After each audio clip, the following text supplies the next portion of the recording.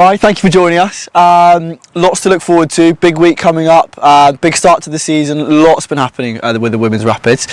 Maybe let's just touch base with yourself. How are you? How's the team? What have you been up to recently? I'm really good, thank you. How are you? Very good, thank you. I've had a busy few weeks. Lots and lots of cricket, as you can probably imagine. I've been going all right. Bit up and down, but it's to be expected. For sure. Can't score runs every day. True. Have to keep reminding myself. But no, I'm in a good spot. Good. Personally, Northamptonshire, you're playing them in a doubleheader with Derbyshire on Sunday. Big one here to look forward to. You played in the reverse fixture back at Northamptonshire. Didn't quite go your way that day. Are you looking to right some wrongs this weekend? Looking to put a few things right? Definitely. I'm definitely looking to stay at the crease a little bit longer than I did last game, which won't be hard. But no, I'm looking forward to the challenge. They're a decent side, and we've lost twice to them now this year. Once in a T20, once in a 50 over. So we're really looking to show them what we actually are about, because I don't think we've played our best in our big games. So. For sure, and it's quite a unique thing playing a doubleheader, playing 2 games in one day. It provides different challenges. Is this something you've done before, or something you're looking forward to seeing how that goes? I've played a couple of doubleheaders, but always against the same team. So it'll be my first one where I've got 2 different teams to play against, which going to give a good challenge, but always means that if you don't quite go so well in the first game, you can straight away make it better. So. And playing at New Road, playing on the first team pitch, big opportunity, playing at a place with a massive history, big venue with the girls as well. How much does that excite you as a young player? Oh, it's so special. I've been coming down here since I was maybe 4 or 5. So playing here, when we played here the other day, it was pretty surreal. So to get to do it again so soon is it's pretty special. And we can see the nets up behind us. Girls have been training and stuff. You're heading in a minute. What sort of things are you going to be doing to prepare for Sunday's game? So we've done some analysis on their bowling, so I'll look to replicate as much as I can what I'm going to be facing, and just bound ball, feel good, get some balls down, help the girls out by me bowling at them as well. Just everyone helping each other out, making sure we're in the best place possible. And one of the younger sort of teammates within the squad, how has it been sort of making that transition, into a senior squad, into that professional environment? And how is the group? How is the vibe? How is the mood amongst camp? After a bit of a break, after your last sort of game, how is all that coming together ahead of Sunday? So I've played in the squad for the last year and a half, so I know lots of them already, and we've obviously got some new faces in, which has been it's been interesting to have to get to know people straight away. So I mean, I'd never batted with Ruby before, and we got stuck out with each other at Headingley, so it was it's pretty cool to have experiences like that. But camp's good. We've had a bit of change in the past couple of weeks, but we're looking forward to going forward with it and just getting stuck in now. We had a couple inter-squad T20 games, so we've not just not played any cricket. We've still been stuck at it, and girls are excited to go again. This is Mike the Plasterer.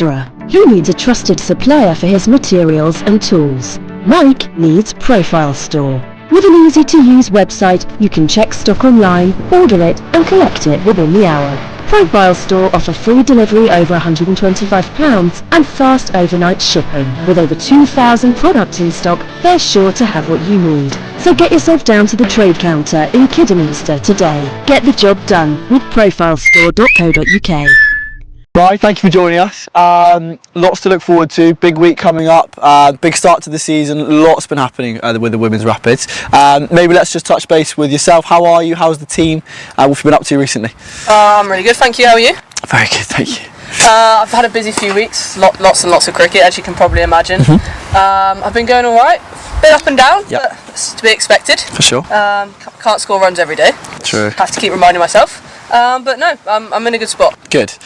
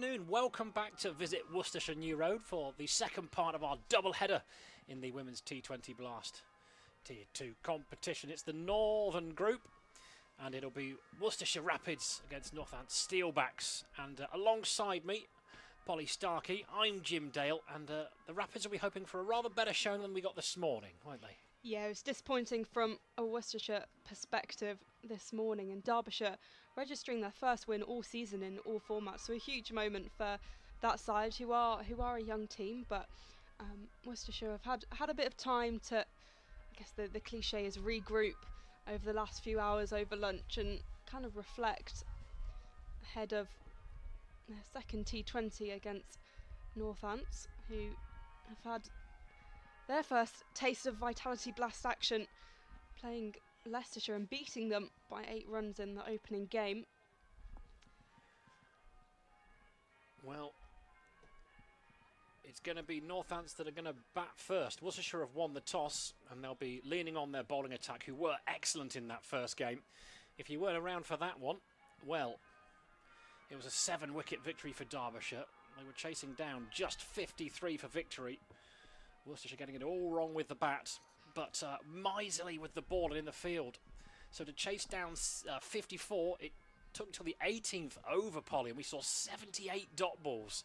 So what we know is that this Worcestershire side can be frugal, and they're going to have to be absolutely on their mettle against this Steelbacks side. We're only a few minutes away from this one getting underway, but it's a Steelbacks side they've seen before, both in T20 and 50 over cricket, and in both occasions it was Northants that came out on top, so the Rapids will be keen to redress the balance a little bit today, won't they? Yeah, they're a team that Worcestershire have had to face quite a few times this season. We've seen that with some of the teams, that they keep meeting the same sides over and over again, and you know, that psychologically can be a bit difficult, especially when you've had those losses, but it's just a bit of an added edge to the game, and you want to get that first win against them. And Northants are a really strong side. They've got a lot of players from different academies. Obviously, they're based in the East Midlands. They've got the hub of the Blaze Academy and also Loughborough University, so a lot of players from all over coming to study in that region. So I know they've got a couple of Essex Academy players in there as well, so lots of experience, and of course Michaela Kirk on loan from the Blaze, the Tier 1 side in the East Midlands region, based at Trent Bridge, so lots of expertise. But the Worcestershire side equally have plenty of experience within their squad as the teams enter the field.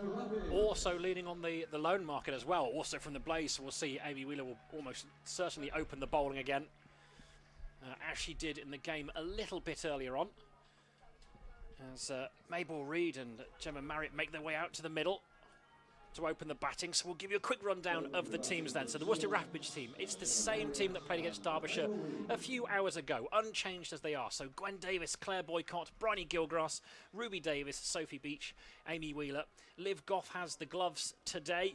Poppy Davis, Phoebe Brett, who bowled wonderfully with a new ball, left arm spinner, Jess Beach and Flora Birtwistle as well. For the Steelbacks today, Gemma Marriott captains aside, Amelia Kemp, Mabel Reid, Catherine Speed, Lenny Sims, Ella Phillips, Poppy Smart, Anisha Patel, Bethan Robinson, Alicia Presland and Michaela Cook. So it will be Amy Wheeler to mark out her run from the Diglis end. And a good all-round cricketer, Amy Wheeler. Didn't have the best of mornings, though, did she? By her own high standards, I imagine she'll have been a little bit disappointed with how it went for her. Yeah, she had a bit of tough time with the ball, bowled a couple of wides and also had a misfield, which went for 4, but a very capable cricketer, and of course part of the Blaze, a contract funded by the amazing ACE programme organised by former England cricketer Ebony Rainford Brent to help more Afro-Caribbean players stay in the game and get those opportunities at the top level. Well, she is a talent, no two ways about it. Really did struggle with wides and with a no ball as well. But when the legal deliveries, actually have to be said, were pretty on the money. And she's useful with the bat as well, although she didn't make a contribution. I mean, no one really did against Derbyshire. That was part of the problem. But I'll hope to bounce back and bounce back quickly, as you can hear the bells of Worcester Cathedral just ringing out above us. And in comes Wheeler to get us underway. Marriott on strike. It's a full toss and it's driven to extra cover, fielded by Bryony Gilgrass. And they'll need to start, they want to wrestle some momentum for the day. Important to show a lot of courage and a lot of heart here, but as I mentioned, good with the ball. The Rapids. One slip in play. A little bit short and just rolled onto that. That's been pulled away and that's going to go for 4. Just a little bit too short. Very controlled pull shot. Over the top of the ball. Yeah, Gemma Marriott, the T20 captain for Northants. Another player who was involved in that game at Lords, the Bucks final where Loughborough beat Exeter last summer.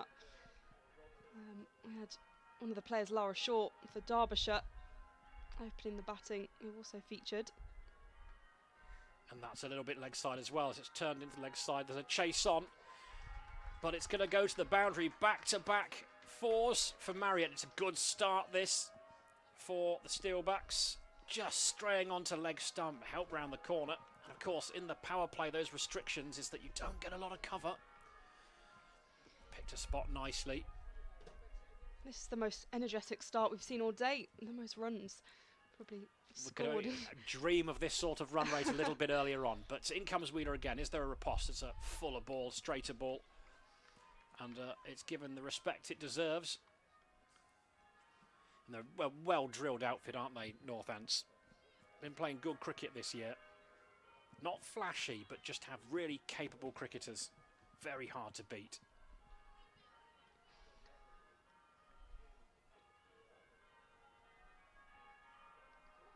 Deep in the crease, it's a full toss, and that's played through cover point. And Gwen Davis does the fielding, does it well. And we saw the women's Rapids players playing football in the outfield. We've had a bit of rain, and I'm just thinking, watching cricketers play football on a damp outfield does give me a very real panic attack. But reliably informed by Claire Jenkins, who's part of the team. We'll hear from her very shortly. Played for Wales, I believe, at football, which is, as is the nature, multi-talented sportswoman. That's good delivery, playing a miss. Stretching for it, couldn't get hold of it. I do think cricketers will play every other sport to avoid cricket. I only ever, I don't really see cricketers playing cricket other than the time that they're actually forced to be on the field. Every other chance they're playing football, playing golf, playing rugby, everything. And you're saying it's anything but cricket? Anything but cricket, that's cricketers what it seems to be. ABC, anything but cricket. As that's fizzed away. That'll probably make the boundary, it will. And what a fruitful first over it's been. 15 from it as we... the telling words from Claire Jenkins from the back of the commentary box that ABC should be about Chardonnay. And of course, soft drinks are optional. But 15 and 14 of those are off the bat of Marriott. So the captain leading from the front. A huge start by the Steelbacks, who want to go 2 from 2 in this competition.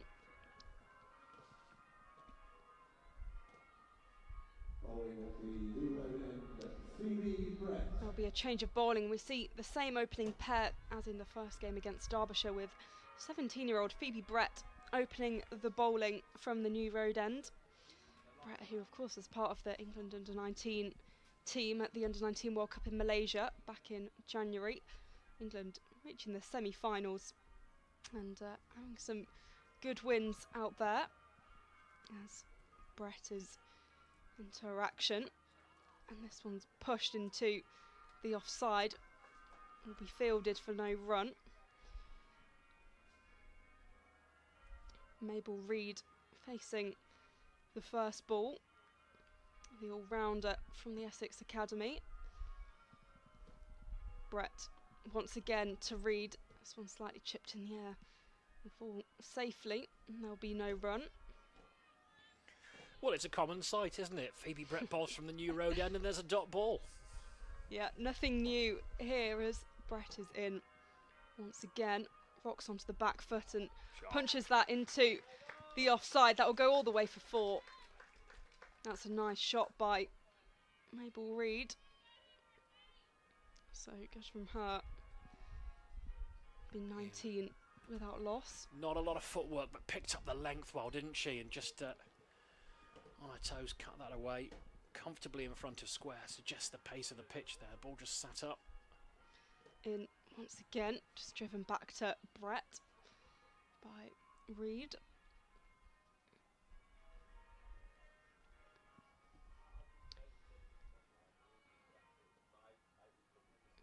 Brett, and again, this one just plugs into the ground. 19 without loss.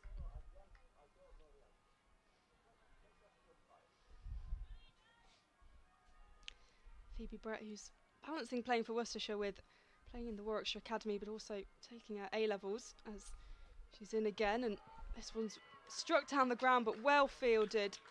And that's Bryony Gilgrass who did the fielding there. So there'll be no run, so end of the over. 19 without loss. Mabel Reid on 5 from 6, and Gemma Marriott 14 from 7.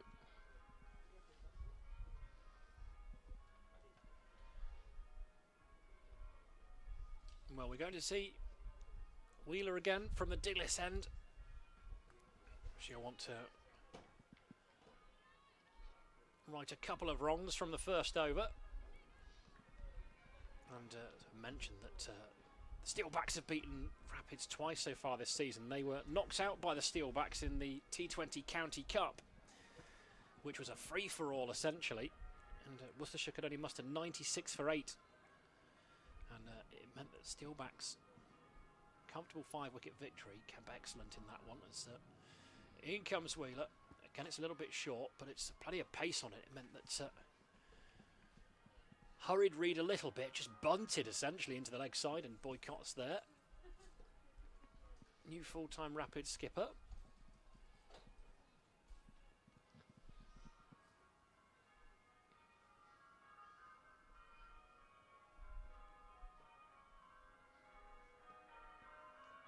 It's fallen. There's a bit of bat and a bit of pad there. It squirts away. It means they'll take a single. It is given as leg byes.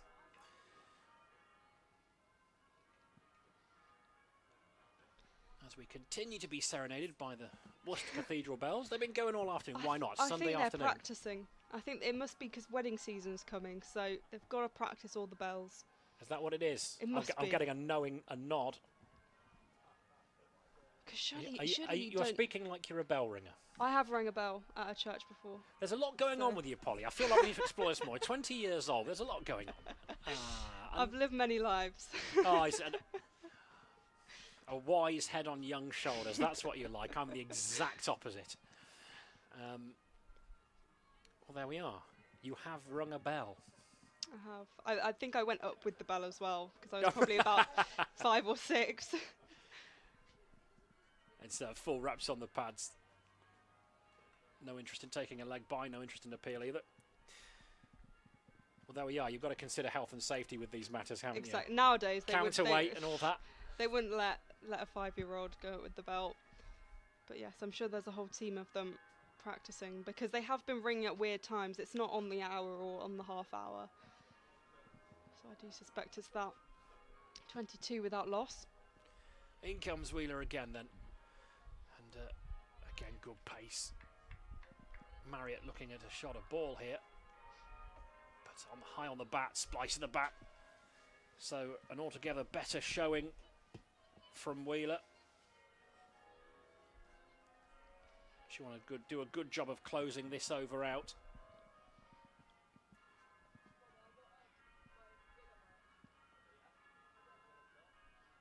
That's good pace as well. It's genuinely beaten the bat. Hands on heads as Marriott plays the shot that she should have played when the ball was live. You could just see there inside the line. It was a flat-footed waft, really.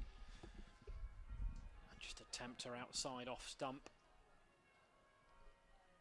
Last ball then of the third over. A leg by and a wide. And again, it's a flashing drive, but actually it's too wide. It flirted with that blue line. And so, yet again, Amy Wheeler will have to bowl an 8-ball over.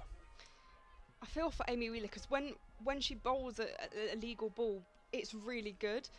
Then she just divots slightly wide, and it must be really frustrating for her because generally she's bowling good balls. Chipped in the air, but it's going to bisect Beach and Boycott, and it's going to go for 4, and that's a painful end to the over. What was a really promising one, that wide, and then the boundary ball. Frustrating for the skipper, really, just drifting onto leg stump. It's a lovely pick-up, actually, have to be said. Nice clean strike through the line of the ball to the fence.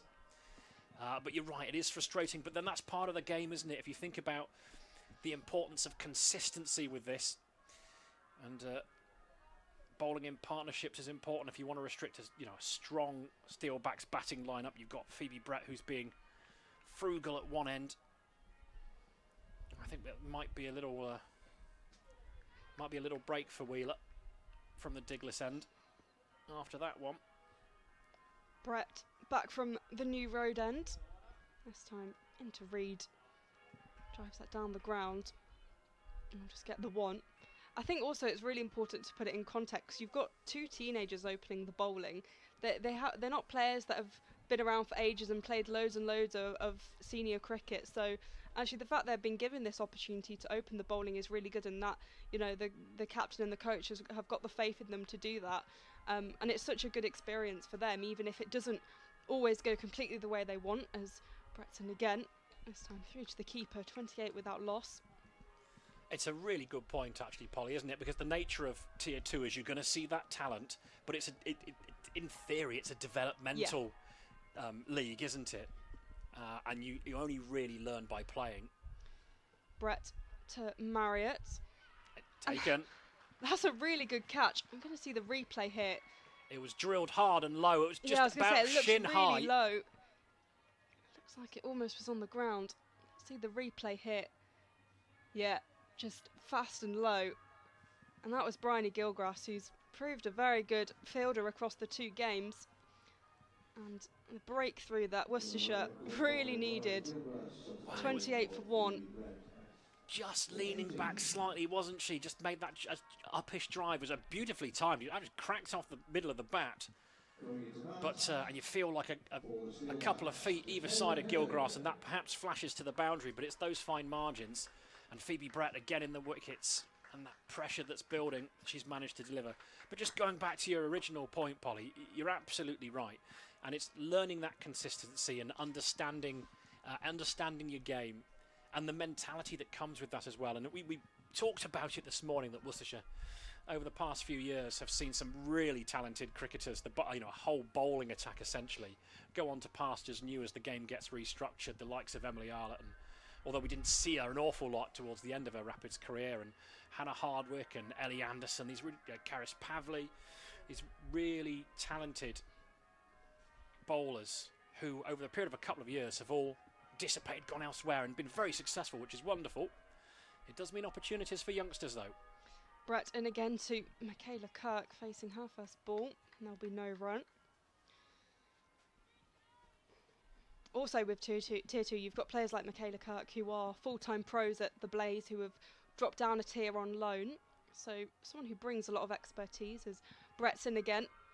This one just fine off square. Again, Olivia Goff getting an absolute rotter of a ball in. Right on her toes. 28 for 1. Brett taking a few paces. And this one is chopped behind. It's heading towards the boundary. Gwen Davis in pursuit. That's a good bit of fielding. Someone who's always rapid in the field. Applause from her teammates there. And that's the end of the over. 4 overs gone, 16 remain. The score 29 for 1. Michaela Kirk 1 from 3. And Mabel Reid 6 from 9. You talk about the quality of Kirk there, actually, how late. It wasn't really a wide ball at all, was it? Cut it almost off stump, waited really late, played the ball right under her eye line.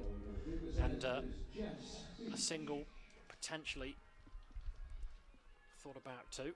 as we're going to see Jess Beach, the wind picking up a little bit, the covers in front of us, a little blustery.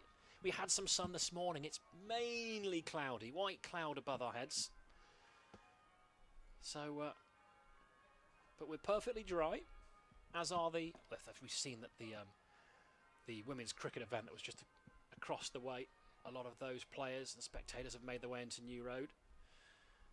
As in comes Jess Beach, and just dropped into the offside.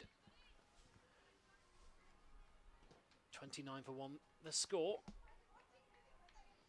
You mentioned the spectators that have come in, and the softball tournaments that Worcestershire put on are always so good. I played in a lot of them when I was younger, and to have it right next to New Road and then able to come in and watch the cricket after is fantastic. It's pulled away straight to boycott though, and didn't really get hold of it. Kirk in position quickly. Just rehearses the shot. Look, it's really important, isn't it? As the women's game grows, and you see it from the front. And as with any sport, really, is that you give it the time, the investment, you give it the interest, give it the platform. Like we're here today, this is our first live stream here at Visit Worcestershire New Road for women's cricket, and we're very proud of it too. As that's a full ball, and tries to jam the bat down on it. And it's a tidy start this from Jess Beach. 1 for 16 this morning from her 4 overs. She's bowling with good control, and that's what skipper Boycott will want. If you're not taking wickets, keep it tight. Get that pressure on. Halfway through the 5th over. And again, good length. You can see that movement in as Kirk just explains to her batting partner what the ball is doing. A little bit of movement. There'll be a bit of movement in the commentary box as well. I shall shortly be making way for Claire Jenkins, former Somerset and Derbyshire player.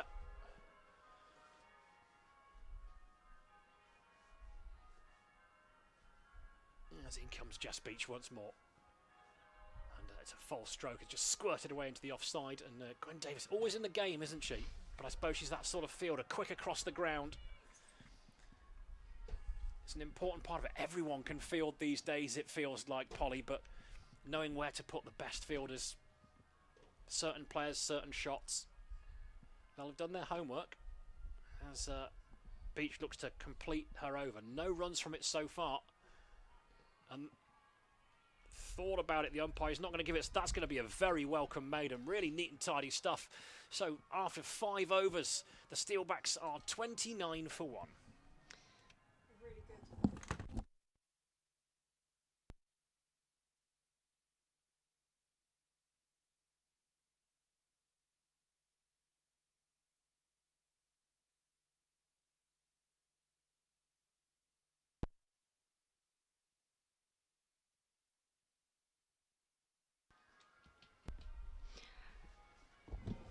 Really good previous over from Worcestershire there. Jess Beach with a maiden. 29 for 1 as Phoebe Brett is continuing from the New Road end. So pushed into the offside by Mabel Reid. The in batter 6 from 9. And Claire Jenkins is joining me. Oh, it's been exciting, hasn't it? We wanted Worcestershire to field first, didn't we? As Brett in once again rocks back and pushes that into the offside. It's going to race away to the boundary, and that's 4. That's a lovely shot from Reid. That's her second boundary of the day.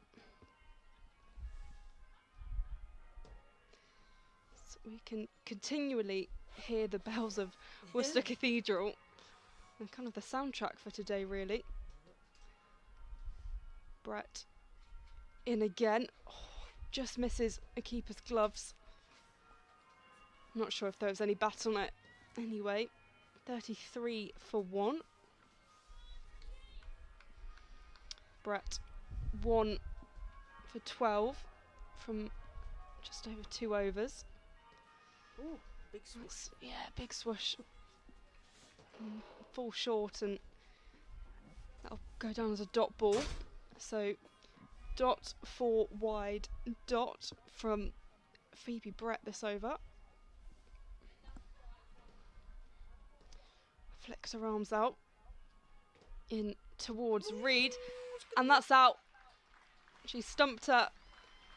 Reed was looking to come down the track. And Olivia Goff was quick behind the wickets. That was really good work, actually, by the keeper. Reacted very quickly. And the Steelbacks at 34 for 2. It's going to be Amelia Kemp coming in as Mabel Reed has to depart for 10. So Worcestershire are doing well here. Of course, we saw their batting was the real weakness this morning. So whether they can chase down a total, I'm not sure. But they're on the right track at the moment. Really slowed it down after that first over. It felt like that first game that we really would have liked to have seen them field first and see what, because they did well with the bowling, but just had so little to protect really. So I have a fact for you about the umpire who just gave that. Laura Spragg, ex-England international, Yorkshire player. In fact, we must have played against each other back in the day. Yeah, I imagine so. Yeah, so I know that she had some advice from a former teammate about umpiring. That would be Sue Redfern. They would have played England together in the same sort of era. So yes, so we're.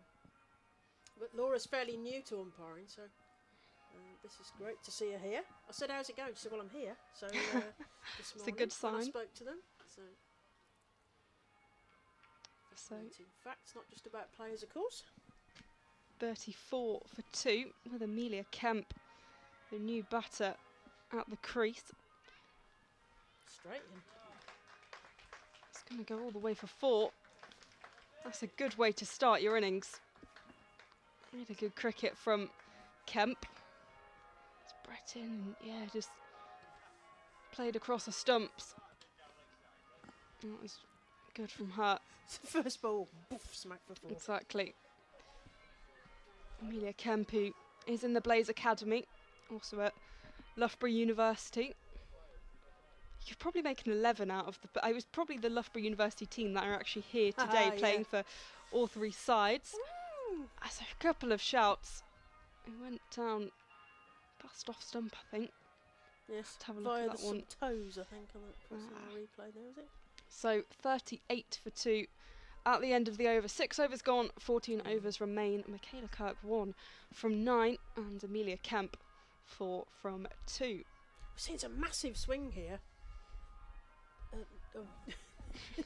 But Sam's going, look at that swing on that. I mean, we have got some overhead conditions potentially because we've got such cloudy. Bit of cloud cover. Yeah, so they are really, and you're going to see it here with Beach from the Diglis end.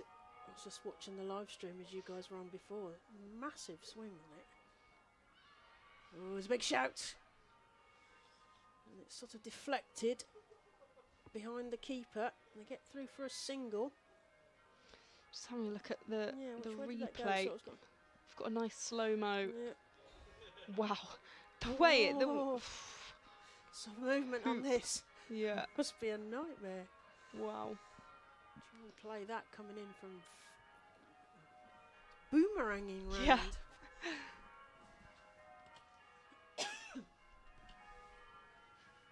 In again. It's played into the offside.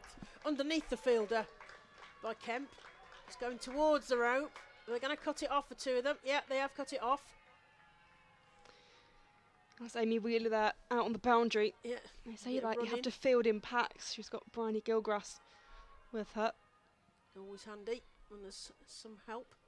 And the competition as well to run after it. Try and speed each other up. That was the coaching tip back in the day. Kemp faces up to Beach. Wide stance. Plays that backwards of point, and Gwen Davis has got a big chase on here. Someone's coming round from behind, and they cut that off. Couple of runs to the total. Well fielded by Phoebe Brett, running round. I can't see behind the. Yeah, I'm trying to see through the dugout. Yeah. Steelbacks are 43 for 2 against the Worcestershire Rapids here at Visit Worcestershire New Road. As Beach comes in almost on the 25-yard circle there. It's played up in the air, but it'll go between the fielders. Oh, nearly got a fingertip to that. Yeah, I'll have to see the replay again, but it's one of those where you're running to get it and you're trying to catch it whilst also following where it's going and kind of going, Ooh, yeah. And it's dipping onto the practice strips or the other strips there as well. Yeah, difficult chance. I don't think we caught. Oh, we'd call that a chance of nines. Maybe in tier Really? 1. Maybe in tier 1. Oh, okay, yeah, we'll give them a tier 2. Tier 2. It's all got to be in context. That's right. Beach in again. And that hits the pads. Fielder comes in. And there is no run. Heading towards that first milestone, Polly. 44 for 2. Yeah, it feels like compared to the previous game, it's been brought up almost quite quickly. Yeah. We want to see a good game, though, don't we? Yeah, Full definitely. Game, good game. Some runs on the board would be fantastic. Kirk to face this time. Plays that into leg side. Past the field, I think we're going to get. That's a boundary. 4 runs to Michaela Kirk. She moves on to 5, and the score moves on to 48 for 2. 48 for 2. Yep. I think the thing with Michaela Kirk is you can notice the difference between tier 1 and tier 2, and someone that's had access to so much contact time and coaching over the last few years. Obviously, she's grown up in South Africa playing her cricket there, and then moved over to the UK. I think she's got Scottish grandparents, and has come over here, and you know, she's had that time, and it's not necessarily about the runs she scores, although she has produced some amazing innings for Northampton a couple of centuries, but it's about the technique she plays with it and the variety of shots, because she's had so much time in the nets to master those shots that, you know, she can play them with a lot more confidence than perhaps some of the younger tier 2 players, or those who are just kind of developing their game a bit more. So it's definitely an advantage for Northants there, as Phoebe Brett is back into the attack. This one's swept by Amelia Kemp. It's going to race away to the boundary. In fact, that's really good. That's really good work. That's really good work by Amy Wheeler on the boundary. They've already stopped one in front of us, but just looked rapid chasing the ball and has done really well. She dived over the boundary. Well, she flicked it back and then dived over the boundary. That is so close. She kind of, timing's brilliant. yeah, really, like, it's so difficult to know when to dive, but she chose the perfect time. As Brett said again, the exact same shot is played. This time slightly less fine. This time Wheeler can't get to it. That was good from.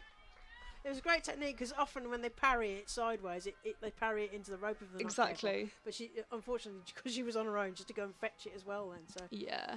does that worry that they run 5? Well, why are you doing that? That was a good choice of shot by Michaela Kirk, actually, because she had seen what had happened the previous over and she thought, actually, okay, if I send it out a little bit wider, then it would be much harder for Amy Wheeler to chase. And she did exactly that, as Brett in to Kirk, who turns it round the other corner.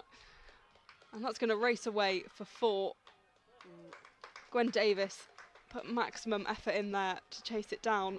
And she's rapid across the field. So. Exactly. This is not the start Phoebe Brett would have wanted to her third over.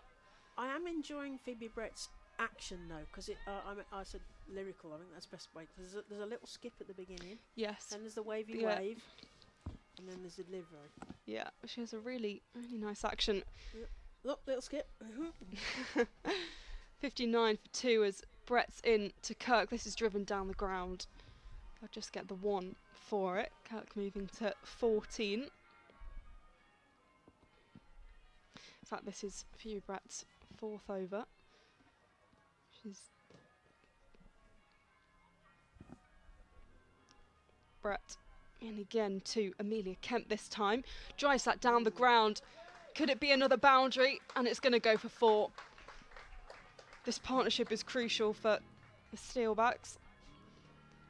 And we've seen Kemp just really finding a rhythm.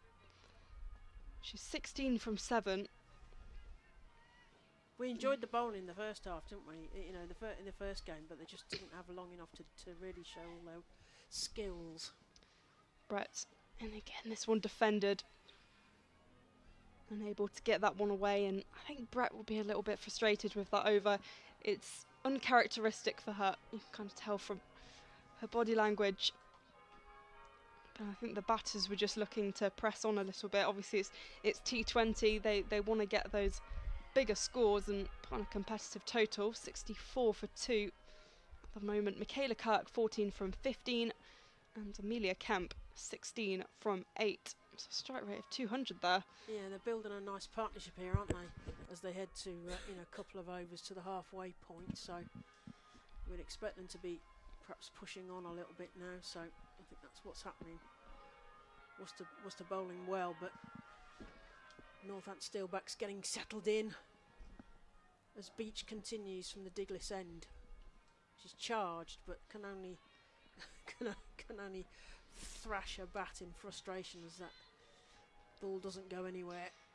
Yeah, the previous over was huge. Oh, yeah. You had 3, 4, 4, 1, 4 dot. Yeah, that's what's pushed it up, isn't it? Yeah, so 16 runs from the over. And the previous over went for 10 runs. So Yeah.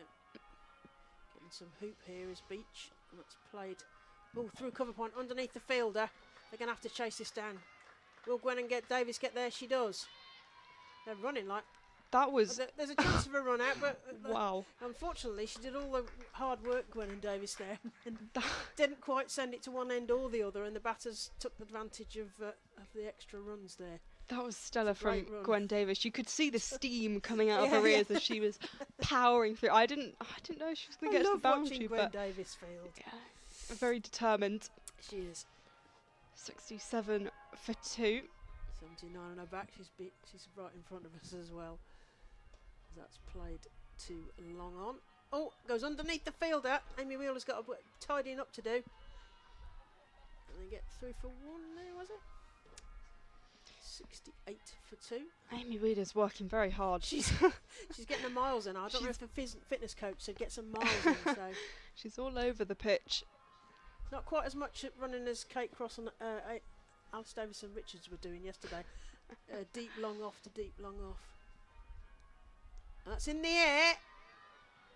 There's nobody there. It's into a gap and it plugs. It was a huge shot, a big arc, but it dropped about halfway to the boundary there. It's one of those. Everyone's looking at everybody thinking that can't be mine. Yeah, no one put a name on it, and it kind of just plugged. I don't know whether a player could have got there. I think it was probably perfectly placed, but not necessarily meaningful. Yes, accidentally perfectly placed. Yeah. 69 Beach, for 2. Yeah, Beach contemplates what's next. Kemp can only defend that straight to the fielder, and there is no run.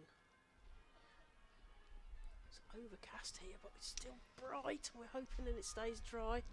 There was a chance of like 10% rain or something. We had a slight shower just before lunch. Yeah.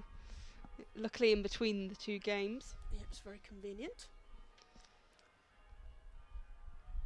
Kemp facing. Plays that through third. There is a fielder on the boundary who comes in. We just get the 1. And that's 70 for 2. It's the end of the over. And so we're 9 overs down. And Steelbacks are 70 for 2. Kirk on 18. And, pleasingly, Kemp on 18. So 4-letter names beginning with K.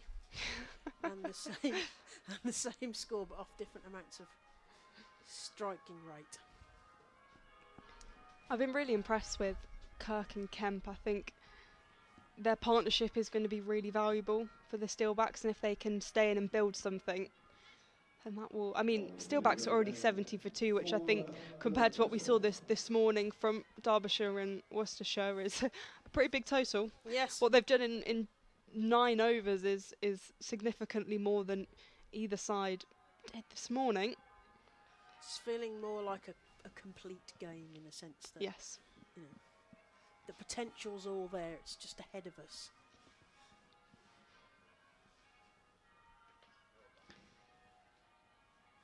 So Flora Birtwhistle is going to be coming in as the changing bowler from the new road end. This one through to the keeper. I do like Flora's action. Signalled a wide, but she gets it nice and loopy. I like the sort of hands over the elbows, Yes. covering the ball thing. Dot ball. And what a magnificent name, Flora Birtwistle. Yes. I mean, who doesn't want to be Flora Yeah. Birtwistle?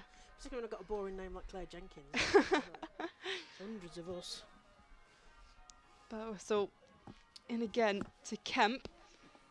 He chops that towards the boundary. That's good fielding from Poppy Davis. And of course, Amy Wheeler. Of course she's involved. Ever present. Yeah, just utilise the leg side there and Perhaps they're paying her by the foot, by the step. yeah. If she is indeed getting paid. We were discussing that. We think they may not be having match fees. So it's not fully paid professional, that's for sure. Birtwistle in again, and she's been stumped. Again, another good bit of wicket keeping by Liv Goff. And Kemp has to go. She comes out of her crease. She wants to come down the track and it goes in between the bat and her leg and goes through. So quick work behind the stumps and another wicket falls. So 73 for 3 are the Steelbacks. And first wicket for Flora Birtwistle. And more furniture remaking for former England international Laura Spragg, who's it's the second stumping she's had to give. Replacing the bails on the stumps. So it will be Catherine Speed who comes into bat for Northampton Steelbacks. A 23-year-old who was previously at Essex and Huntingdonshire. Sunrisers, yes, for 3 years. And it's also a Take Her Lead champion. Oh, a yeah. charity set up by Ishigua. Yep.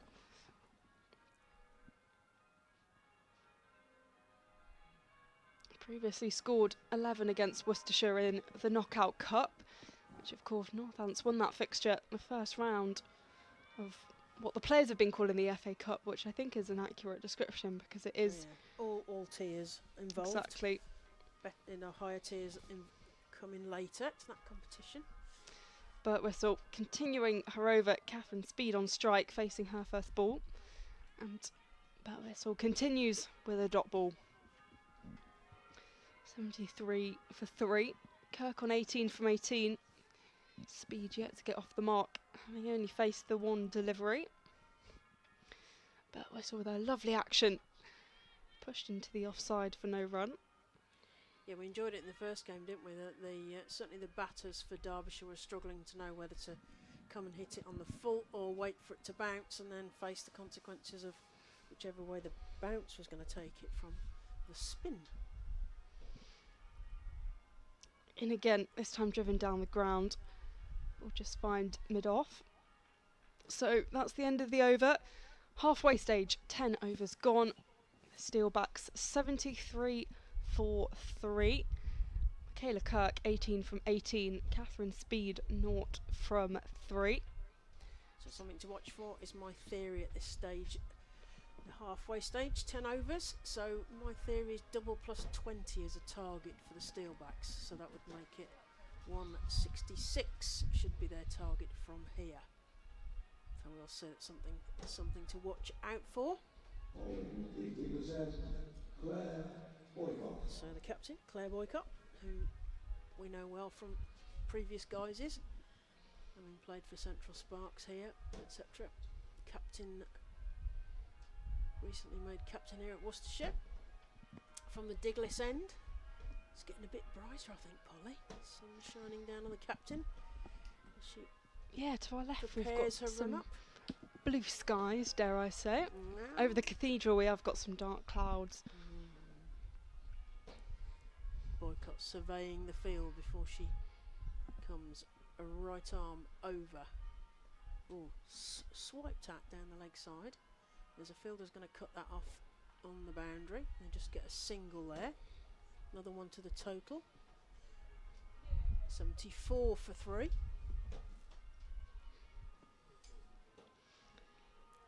Kirk 19 from 19.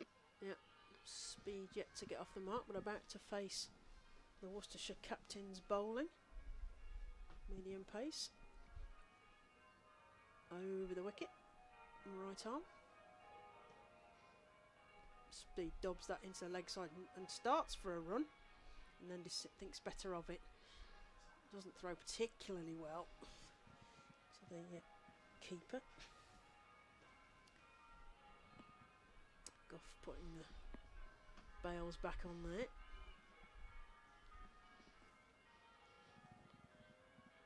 .74 for 3. Yep. In the 11th over. Boycott in to speed. Plays that in to mid-on. There's a bit of a shy at the stumps, but the batters are home. There's one more to the total, 75 for 3. Northampton Steelbacks here in the Vitality, Women's Vitality Blast, 20 overs. Here at the Visit Worcestershire New Road pitch, Worcestershire. Oh, that's played into the leg side. There is a fielder there who takes a big tumble. Unfortunately, the ball goes underneath us, so that's a boundary.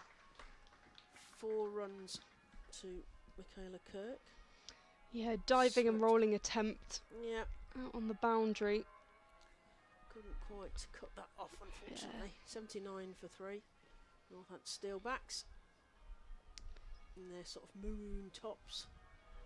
Worcestershire in their familiar blue, the Rapids. That's played to mid-wicket. Fielder coming off the boundary. Just the single. 80 for 3. Steelbacks. I'm a big fan of the Northampton kit. I think it's quite nice. Funky, isn't it? Yeah. Nice colours. Boycott to speed. Ooh, plays that backwards a point.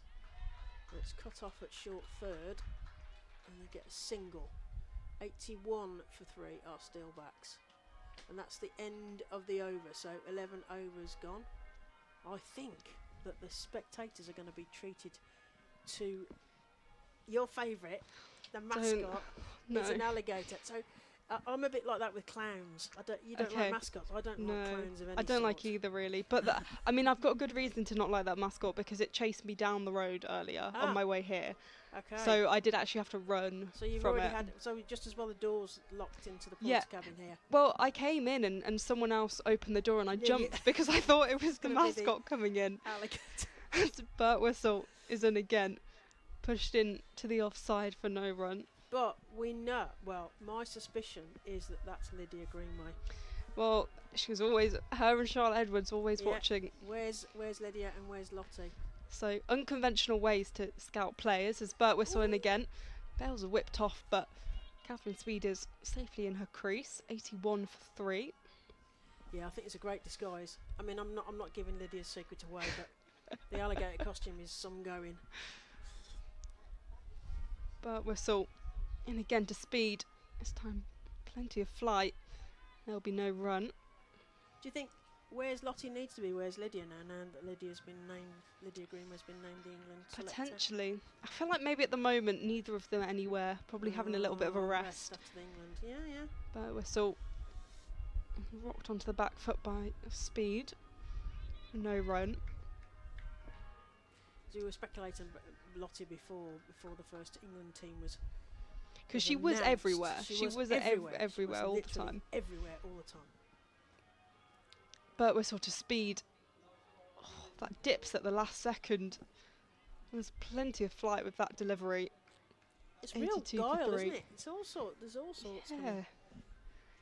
It's hard to play against because I guess what we've seen players do when there've been those stumpings is going down the track. Yeah, dancey oops. Burt Whistle into the attack again. Speed just places her bat down. That's racing towards the boundary. We've got Phoebe Brett safely fielding. Sort of between the batter and the. Yeah, somehow missing the stumps. We're not just quite sure how. Angled. 83 for 3. Burt Whistle to complete her over. Ooh. This one's swiped round the corner. Reversey. Finishes the over 83 for 3, with Michaela Kirk 24 from 22, Catherine Speed 3 from 11. 12 overs gone, 8 overs remain. Yes, so what total can the Steelbacks get to? What can Worcestershire keep them to?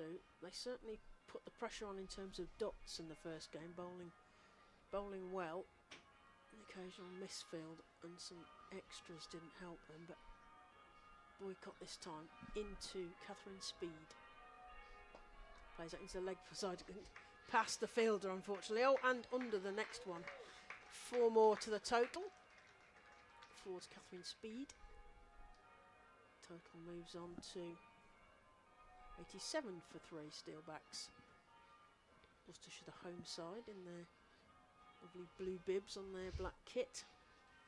Big white numbers on the back. Some of these kits are really difficult to tell the numbers off the back. Yeah. Of them. So at least these are nice and distinct. As Yeah, thick lettering, numbering even.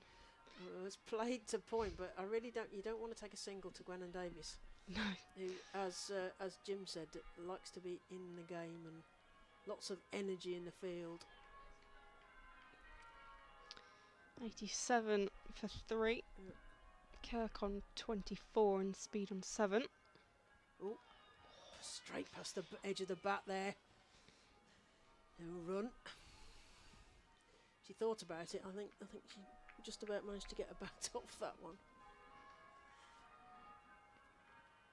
Speed facing Boycott.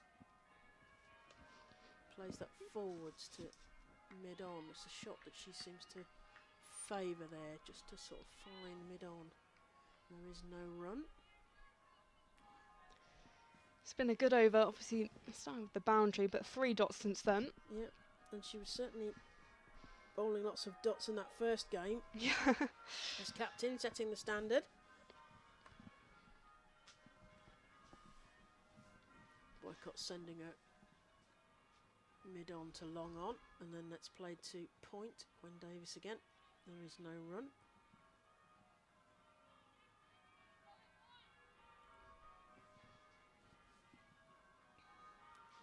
So interestingly poised. 8 overs to go. 87 for 3 as Boycott comes bustling in again. Speed plays that leg glance down towards the boundary. 4 more runs. Nicely played down there. Leg glance for 4. And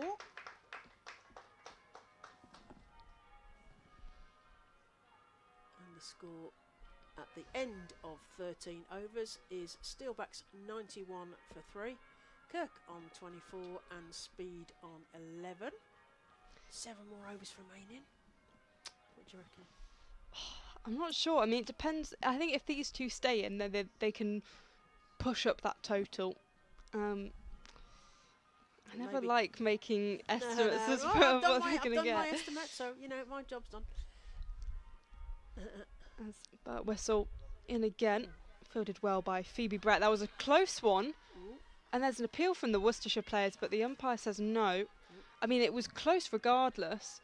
Let's have a look at the replay here. It's a great pickup, actually. Yeah, because it's played into the leg side. Brett throws at the stumps. I think it may have been a direct hit, if not lightly assisted by Goff. It was certainly fast running. But it was the pickup off the bounce. Yeah. That was the thing. It was very smooth, and I presume the Northants batters didn't anticipate that quicker pickup. Steelbacks 92 for 3. But Whistle to Speed nudges that into the offside behind the wicket. He'll get the 1 run. 93 for 3.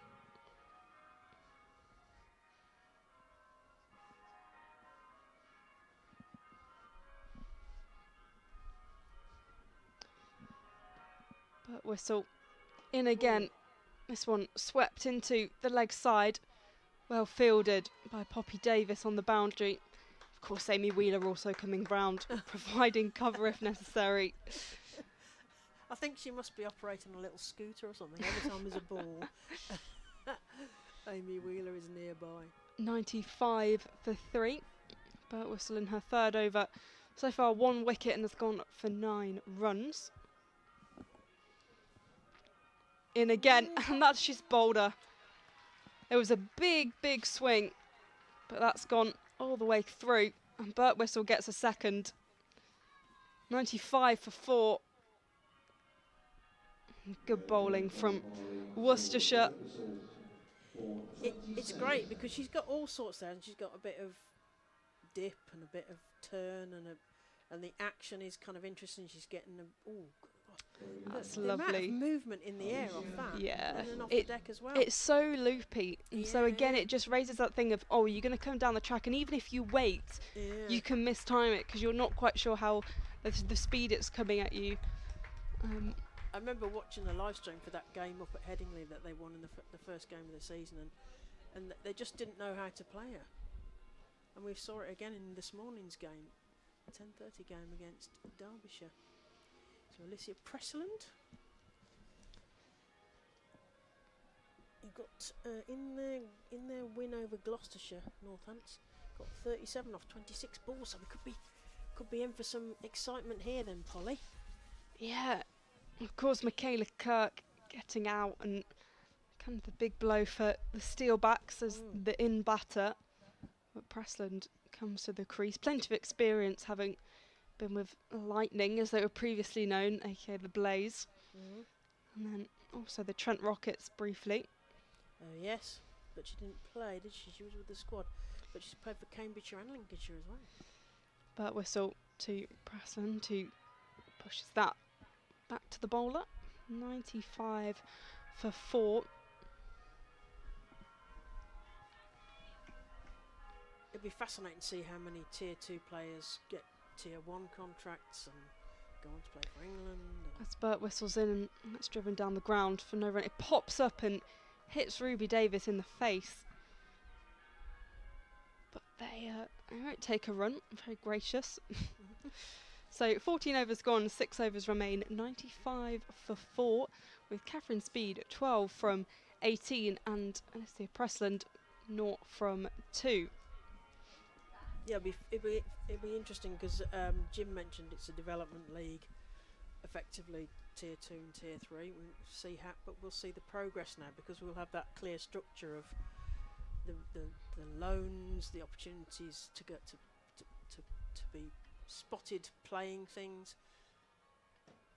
We mentioned that Lydia Greenway now is the national selector, and she's going to appear in an alligator costume shortly. So, change of bowling from the Diglis end. Gilgrass to come on.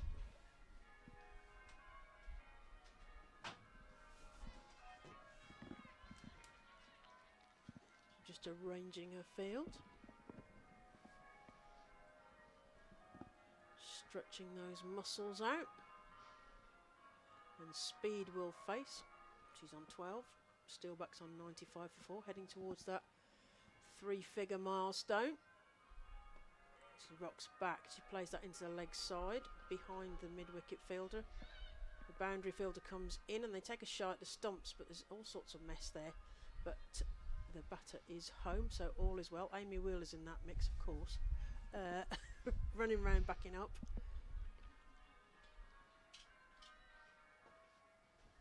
.96 for 4 are the Steelbacks. Got 6 and a bit overs to go. Just less than 6 overs rather.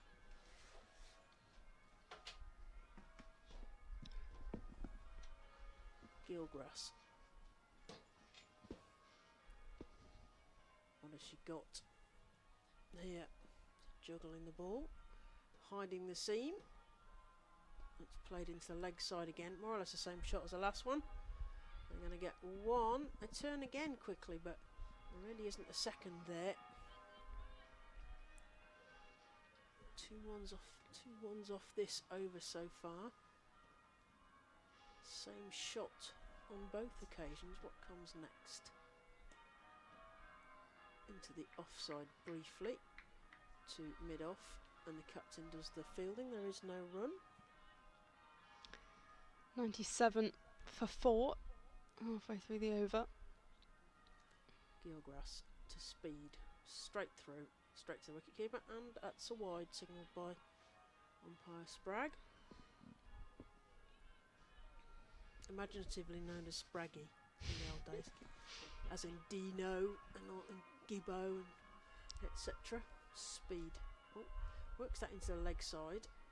Fielder comes off the boundary. They get the 1. Another 1 to the total. They edge closer to that 100 milestone.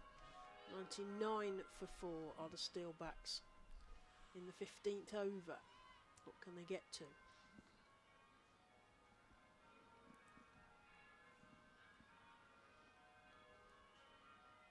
Gilgrass in. Right arm over. It's played into leg side. Oh, they're going to sneak a run here. The fielder seemed uninterested for a moment. He got through for what was an easy single in the end, and that's the 100 up. I don't know if anybody else noticed. 100 up. Oh, there we go. There's a ripple of applause. Now the scoreboard's changed. Now the scoreboard's changed. Oh, played this time backwards of point. They got 1. They're thinking about 2. No, just the 1 then. And that's the end of the over. 15 overs gone. Yes, that's right. 15 overs gone. 5 remaining. Steelbacks on 101 for 4. Prestland on 2 and Speed on 15. Thank you, Polly. I'm going to be joined by Jim again. Hello, Jim. Hi. Have you had a nice time? I've had a very nice time. Yeah. You know, I thought I'd leave it to the professionals. Oh. And I got a little stroll around the ground. We've got a good crowd in, and I'd like to say hello to the Bartesley and Lugwardine ladies softball team who are dressed for the occasion. We'll get to them in a minute. Are they the ones in the tutus? Because I saw them get out of the sure are. van. As Burt whistles in, shorter this time, scooped up in the air though. It's going to land in front of Davis on the bounce. But effective cricketers, aren't they? Burt Whistle and Brett. And Phoebe Brett just going through their repertoire here. Looking for a little scoop, a little lap. It's going to be a wide. But it's a brace of wickets for the 2 spinners. Yeah. As Burt Whistle goes through her final over. Speed on strike. Ooh. And bowled him. Well, that's comprehensive. Burt Whistle has her 3rd. Speed wasn't quick enough. Thank you very much. There's a reason I stayed away, folks. It was only a matter of time. I know, right? It was too much of a temptation. Well, talking about temptation, plenty of air on this. And just enough shape, wasn't there? Just enough grip. Beautiful delivery. Really effective cricketer as well. And it's sort of distracting as a batter when you're seeing the bowler go through the umpire around the stumps and left arm. Well, that's a good point, Claire. You don't see it very often these days to get the umpire to stand back and you can get around. And then the arm position at the point of delivery. But the ability to get that control whilst also sending that ball up, and it is so important. In the women's game, there are quite a few players they're diminutive really, and having to look up to that ball and then try and get your feet right and play through the line. And Worcestershire doing a good job here, just taking wickets when partnerships are starting to build. And I'll say thanks to Polly Starkey who preceded me. Yes, when Kirk and Kemp were in, it felt like Polly and I talked about if they could really kind of kick on, and then fortunately for Worcestershire, as you said, they've taken those key wickets, and then every time it's building. Yeah, just enough to keep them honest. Again, yeah. Good player Kemp as well, really dangerous. And Nelly Sims is now at the crease. And in comes Burt Whistle. Slow and flatter this time. And played out into the offside. Gilgrass is one of those players that's always in the game. But yes, the Bartesley and Lugwardine ladies, they are the ones in the tutus. And heart-shaped glasses as well. Oh, yes. So they weren't mucking about. Plenty of air on that. It's a full toss, but it's not really been timed. Just ballooned up in the air for a moment. Claire Boycott was interested, but it bisects the two fielders. That, I thought he was coming in here for a minute. It's what the angle of Just dropped. if you weren't aware, we are side on here, which makes for interesting viewing. In some ways, it's fantastic for a little insight into batter movement, and you get the sense of the pace and the flight of a delivery. It's just played into the leg side. This is good stuff from Birtwistle, but it does mean trajectories can sometimes. Be a bit Well, deceptive. it can be tricky. So one we thought was going to clatter into our commentary position actually only went about 8 yards. In comes Birtwistle again. Last over of the lost ball of the 16th, and that will conclude. So a successful over from Flora Birtwistle, and we say that quite frequently from a women's rapids perspective, I must say. And it means tidy figures, aren't she? 103 for 5 is the score, and it means that Birtwistle finishes her 4 overs 3 for 11. Well, but Claire Boycott will be happy with that. I'm going to see a change of bowling, I think, at the Diglis end. I think it's Gilgrass again. Okay. Oh yes, Gilgrass. Yes. There seemed to be a discussion. I wasn't sure if it was. So Gilgrass this time to Sims. Plays that into the leg side, straight to the fielder. Will there be a shot at stumps? There is. Ooh. I think if there isn't that little misfield, Claire, I think that would have been really Yeah. tight, wasn't it? It was. That did. I was taking a sharp intake of breath there. Gilgrass getting her hair behind her ears. Is that your trouble as well? Then? As a younger man, I didn't mind a feather cut. As an indie scenester in the 90s, Claire. That's something for you to think about. Yeah, there's a great mental picture though. As Gilgrass comes in again. Oh, there's a big belt, but it goes too long on. Oh, underneath long on. Oh, it's a bit of a misfield, and it's going to be 4 runs, unfortunately, is it? Yes. Well, there wasn't a lot of dignity in that one. It was a midfield. It was clubbed into the leg side, wasn't it? On the bounce, and it's just done for. I think it's that Jess Beach out there. It was really unfortunate, actually, because it bounced literally as she was going down to try and stop that. So it was she yorked herself a little bit, didn't she? Yeah, she did. Gilgrass comes in again to Preston this time. Ooh, straight through, and it's going to go towards the boundary. They're chasing after it. They're going to reel that back in, I think. Yeah, Phoebe Brett's on the ball, and it's gone through everything. And Gilgrass, you can see the frustration actually there. She thinks she's doing a good job for her side here, and she's been let down by fielding's generally been pretty good, but in the past few minutes, in those small margins, the last 4 overs, you want to be on it. Yeah, 2 more to the total, 110 for 5. Gilgrass comes in again to Presland. Thinks about going forward, but then plays it to deep square leg. Has it gone underneath? Yes, it's gone underneath that fielder. It's happened again. I mean, it was fired in, wasn't it? It was shorter and flatter and faster from Gilgrass. I mean, it wasn't a great delivery, in fairness, but it's straight at the fielder, and that's 2 in the over. And that's, I mean, if you're leaving 6-7 runs out there. Yes, it's not flattering for Gilgrass's figures, unfortunately, because she's bowling well here, I think. That's defended, and they think about a drop and run, but Claire Boycott comes in quickly and scoops the ball up, and there is no run. Singles out in the deep turn into 4s unnecessarily, then that's again, it's that momentum thing, and then it's 7, 8, 9, 10 runs, and that's half a run and over on your required rate. Yeah, so these things matter. Offside this time. There is a fielder there who's going to stop that. They're going to go for 2. And get that quite easily, but it's good running between the stumps there by the Steelbacks, who end the over. So that's 17 overs gone, and Steelbacks are 116 for 5. Presland on 14, Sims on 2. Building a partnership. We're about to get into happy hour. Do you think? Do you think we're getting happy hour? Are they going to have a bish bash bosh? Well, potentially. I mean, they've got players to do it. 5 down. Yeah, why not? Why not? I was saying before you came on that Presland got 37 off 26 balls in their win against Gloucester, so could be having a bit of a bish bash. I'm just a bit concerned because Nish Patel is looking over our pod, and I assume she's looking at the sky. I hope that's not a weather portent of weather. Maybe she's looking at a balloon. It comes from that way. Unfortunately, we don't know. We should give her a shout when we can almost reach her. It's an unconventional way to get a weather report, but I'm on board. Yes. I like it. I think we're probably compromising various bits of player and match official things. If we ask Well, them. Beach is back in, and that's going to be a wide to start proceedings as we enter the final 3 overs. And if things go their way here, I mean, really, they'll be wanting to looking for 150, won't they? That's going to be the target, isn't it?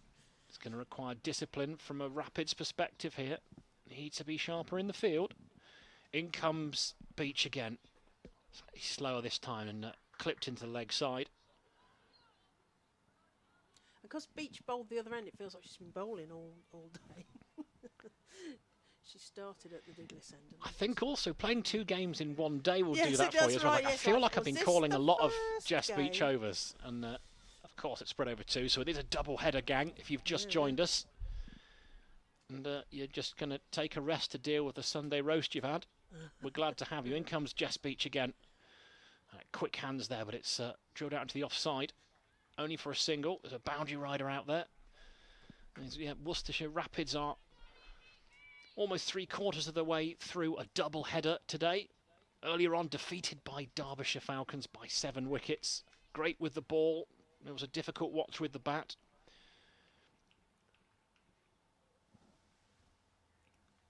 So in comes Beach again. Just played down the leg side. Tickled round the corner. It'll just be a single down to fine leg. As Sims and Presland, you feel actually now is the time to go, isn't it? I think so. Still got some wickets remaining, so chance to have a bit of a go potentially. Beach in, full toss, club down the ground, and that's going to be 1 bounce 4. Well, we said it was time to go. Yep. They obviously heard us. It was a full toss in fairness, but still head and absolutely wallop that down the ground. Great hit. Nice shot. That's for youngsters watching, that head position so important, keeping still at the point of contact. Full face of the blade. Ooh. And this one's rather different, skewed off the edge. It's going to have the same result though. The scorecard will still say 4 runs. And it was a moral victory for Jess Beach, but who would be a bowler in T20 cricket, Claire? That's it, isn't it? You know, it's a batter's game, isn't it? Particularly when, yes, one was stylishly forwards of the wicket and the other was backwards of the wicket. You can't win for trying, can you? You can't win for trying. Well, as you say, and they're both 4s, so you know, no marks for style as the cliche klaxon goes off. Well, the upshot of it is that Preston moves on to 23 from 14. You were extolling her virtues not long ago, Claire. Gets in a bit of a tangle here, but Lenny Sims is quick off the mark to get through for a single. It will be a leg bite. It's a good riposte from Jess Beach. And that concludes 18th over. 12 deliveries to go. 129 for 5 is the score. I think at some point we'll see Amy Wheeler back into the attack. But I think for now, are we going to see more Bridie Gilgrass? Is that the plan? I think she's probably... It's hard to get the ball out of her hand based on what happened to her the over previous. Two misfields resulting in a 4 that otherwise should have been singles. And she may well have a point to prove here, Claire. Yeah, the stats not really reflecting the quality of the bowling in the last over, unfortunately. But I suppose that's the breaks, isn't it? Sometimes the opposite is also true. You get good figures from what feels like not necessarily your best bowling. Right arm over. And that's straight through to the wicketkeeper, and there is no run. You were counting the dots in the first game, weren't you? I sure was. Yeah, I mean, almost compulsively so, wasn't I? I'm not a numbers person either, but it was such an intriguing innings. It was, yes. Well, they did well to keep the lid on, did Worcestershire. So are they going to do the same again, as that's played too long on? And they're only going to get a single. I mean, a drop and run may not be a bad tactic. I think they were almost trying it before. As the cover point fielder comes back to the boundary as Gilgrass comes in again. It's played to mid. Ooh, off. Oh, it's a shot at the stumps. Direct hit always makes it interesting, but I think she's okay. Well, everyone seems to be watching that for a minute. Went straight out to the fielder. Good pick up. It's Amy Wheeler, of course. Oh, direct hit. It was close. It was close, but it was the right call. And look, that's the sort of response you want from your fielders, don't you? Late on. Don't run to me. Wow. Good cricket all round. That was a close one. Yeah, good bit of cricket there. Presland. Oh, Gone. She's clean bowled. And Gilgrass gets some just reward for some good bowling there. I'm going to get another look at this. Bit of redemption there. Yeah, bit of movement and then movement of the pitch. Straight through. Just felt like she was trying to hit the ball too hard though there. It was the ball. It was short enough to pull, or maybe it wasn't short enough to pull. I'm doing her a disservice there. It's moved back in. It's a good ball. Yeah, it's good. It's a good ball. And it's just not quite the right shot timing there. As Steelbacks lose another wicket, so they are 131 for 6. We are in the 19th over. A couple more balls to go for Gilgrass. So Phillips makes her way out. Presland, welcome round of applause from her teammates, wasn't it? It's been a good knock, in fairness. What the team needed. Yeah, 20 useful 24 there. Right, so that's 131 for 6 from 18.4. By my maths, hang on, that's exactly 7 and over. Oh, okay. I believe you. Carry the one. Yeah, there you go. Gilgrass to continue, this time to the new batter, Ella Phillips. She's got 28 last game. So plays that to Claire Boycott. That's got to be gone. Direct hit. Great fielding from the Worcestershire skipper. A pick up and throw. No doubt this time. Direct hit and the batter well short of the ground there. It was a big risk to take to Claire Boycott, but then direct hit is always going to be more likely to yield the run out, and indeed it did. So run out to Claire Boycott. That's a good bit of fielding. It's an odd decision though. There's never a run there, is there? Well, is there a run there when there's only like 8 balls left, or whatever it is, 7 or 8 balls? Maybe you want to speed it. Well, we'll soon tell if they run out of batters before 20 overs is gone, whether it was a risk too far. No, I've not seen this before, Claire. So we've got an aerobic session going on in front of us. I know, There are yoga mats, gym mats. There's kit. I don't even know what it is. I think Polly will know better than me. I've not been to a gym in about 25 years. I only went once and I didn't like it. Yeah, that's it. Yeah. There's all sorts of stretchy, ropey things and bendy things and mats, and a good stretch going on there. Piriformis stretch there. Whether there is a run there, whether it is a good decision or not, Boycott did the business. Yeah. Always fun. Throwing down the stumps feels nice, doesn't it? Oh yeah, it's satisfying as a field, isn't it? Gilgrass into Sims. Oh, tries to play that through point, but misses it completely and straight through to the wicket-keeper. So, just a 1 over left then, Jim. Steelbacks 131 for 7. When look in the context of this game, that's a really big over. Really big over. Couple of wickets, 2 new batters in essentially, and just a handful of runs coming from it. And you feel like what could have been a couple of big overs, and you start to feel like, is this Rapids batting lineup going to be competitive with that sort of total? If they keep them to under 140, then they'll feel very much in the game, and it is time for Amy Wheeler. Yeah, you say you predicted that, didn't you? Couldn't resist, could they? Well, look, that's what she's there for, and she's a real competitor. So it's one of those, isn't it? If you're a fast bowler, you fancy your chances with the ball no matter what. Especially at the end when they're having a bit of a a bit of a go for it, try and see what they can get. I think this is under par for Northampton for their own. Certainly, it is from the halfway point. They should have been up. They were at 70 or something, weren't they?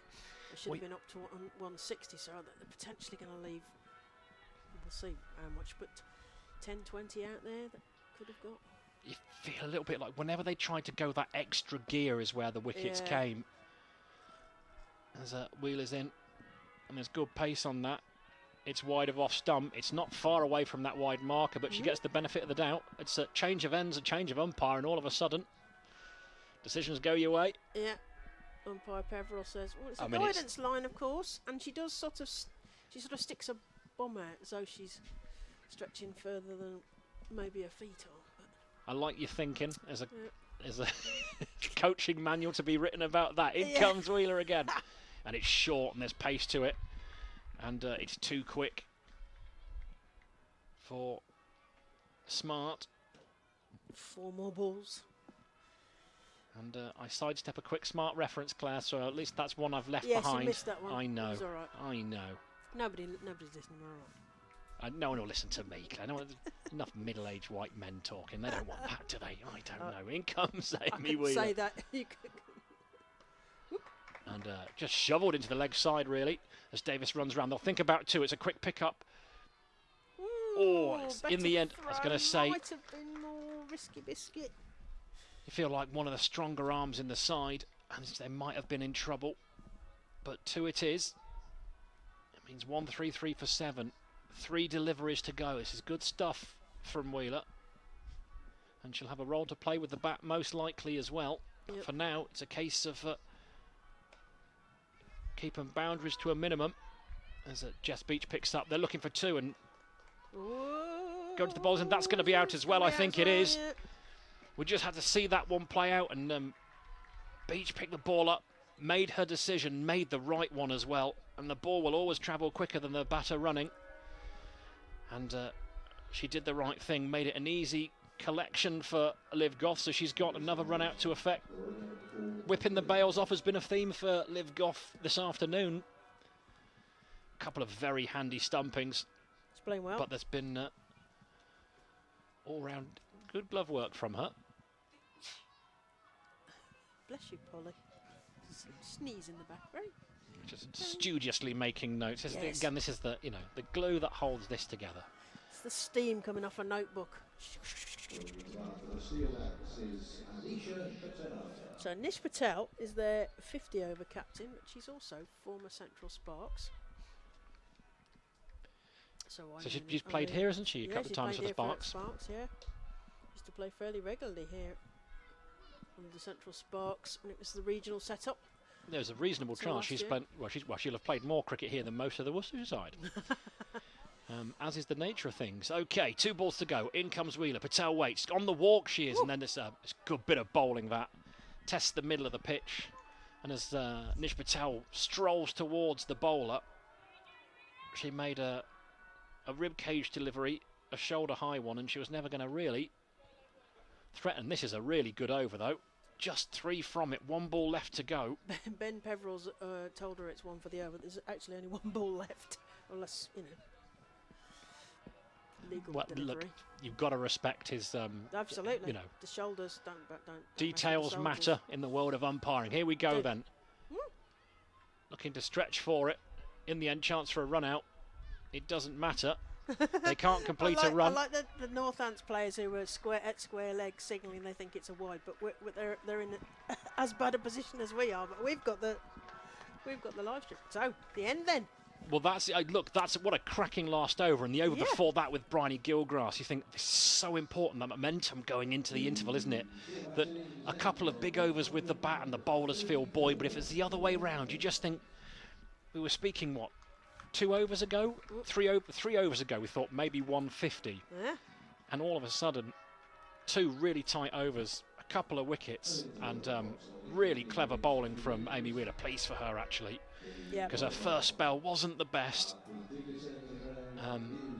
but finished really strongly. 134 for 8 then is how the Steelbacks finished their innings. That Burt Whistle spell of 3 for 11 and those middle overs, that's what stopped it. Yeah. That's what meant that really solid platform. They couldn't really quite push on. So the tail of the tape then. Marriott 18. Caught by Gilgrass bowl Brett Reed. Also a victim of Brett. Good stumping from Goff. She made 10. Yep. Kirk made 27. Well constructed 27 actually. Bowled by Birtwistle. Kemp was stumped by Goff, bowled Birtwistle for 20. Speed was bowled by Birtwistle. That was the little flurry that we're talking about there, Claire, the control that she brought in those middle overs. Pressland was bowled by Bryony Gilgrass. She really earned that wicket, didn't she? And 2 run-outs. Sims finishes 5 not out. Phillips was run out by Boycott. Never really felt there was a run there, but you still have to do the fielding. A direct hit, good run out from the captain. And Smart was run out by Beach, looking to be aggressive with the run, and it was a good bit of fielding out in the deep.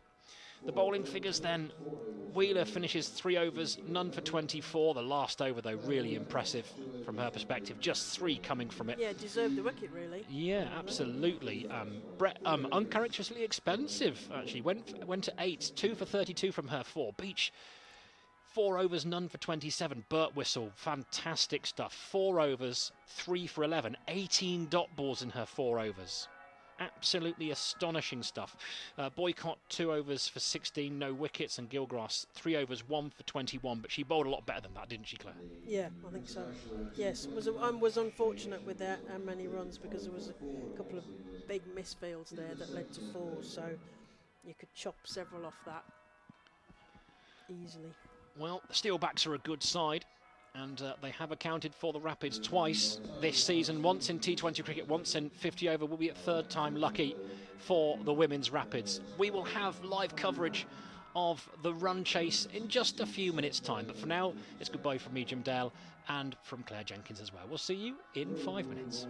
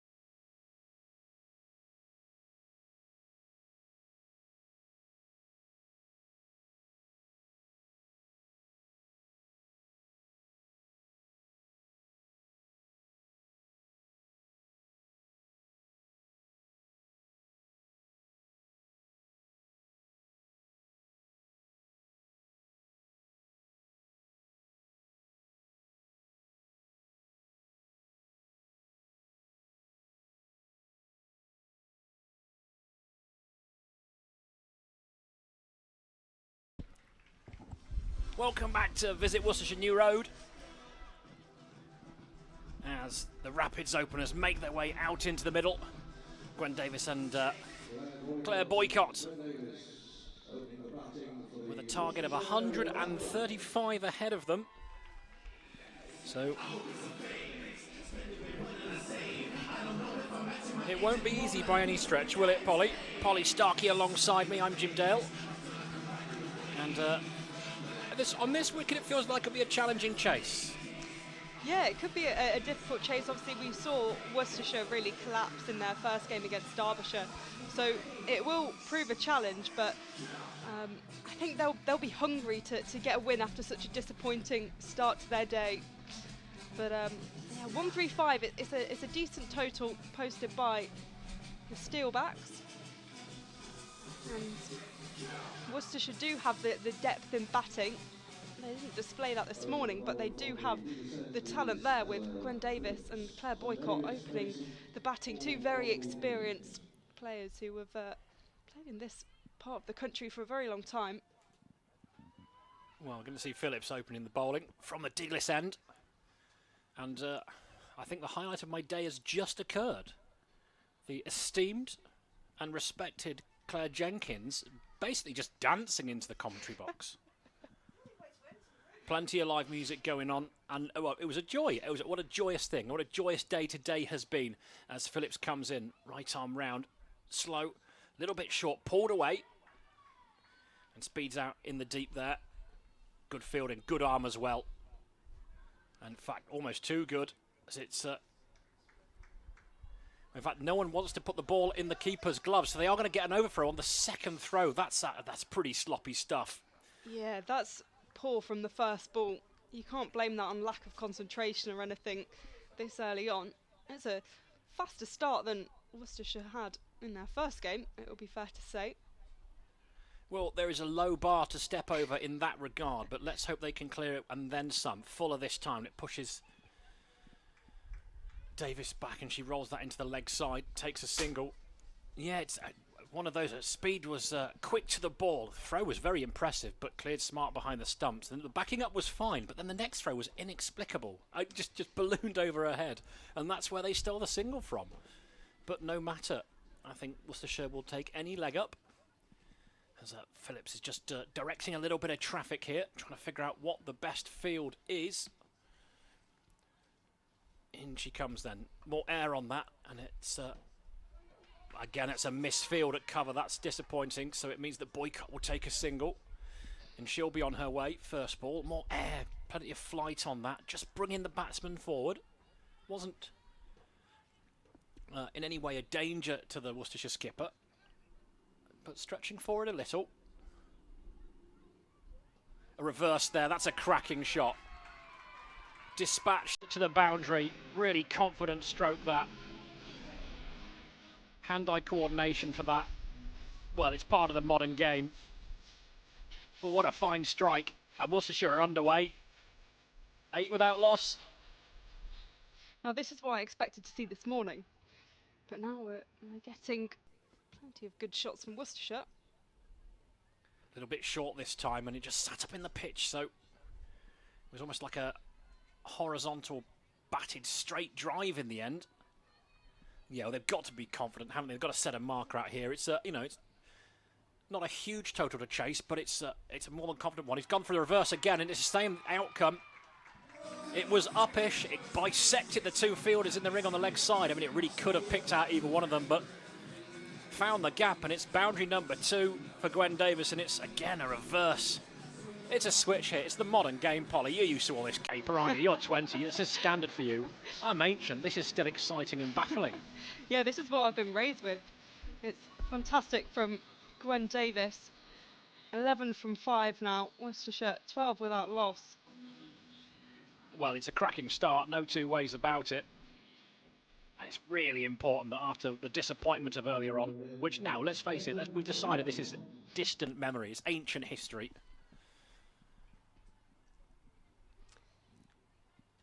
But it's going to be Robinson from the New Road end. Bella Robinson, who will be bowling. Bethan Robinson Apologies. Right arm seam. Expect to see.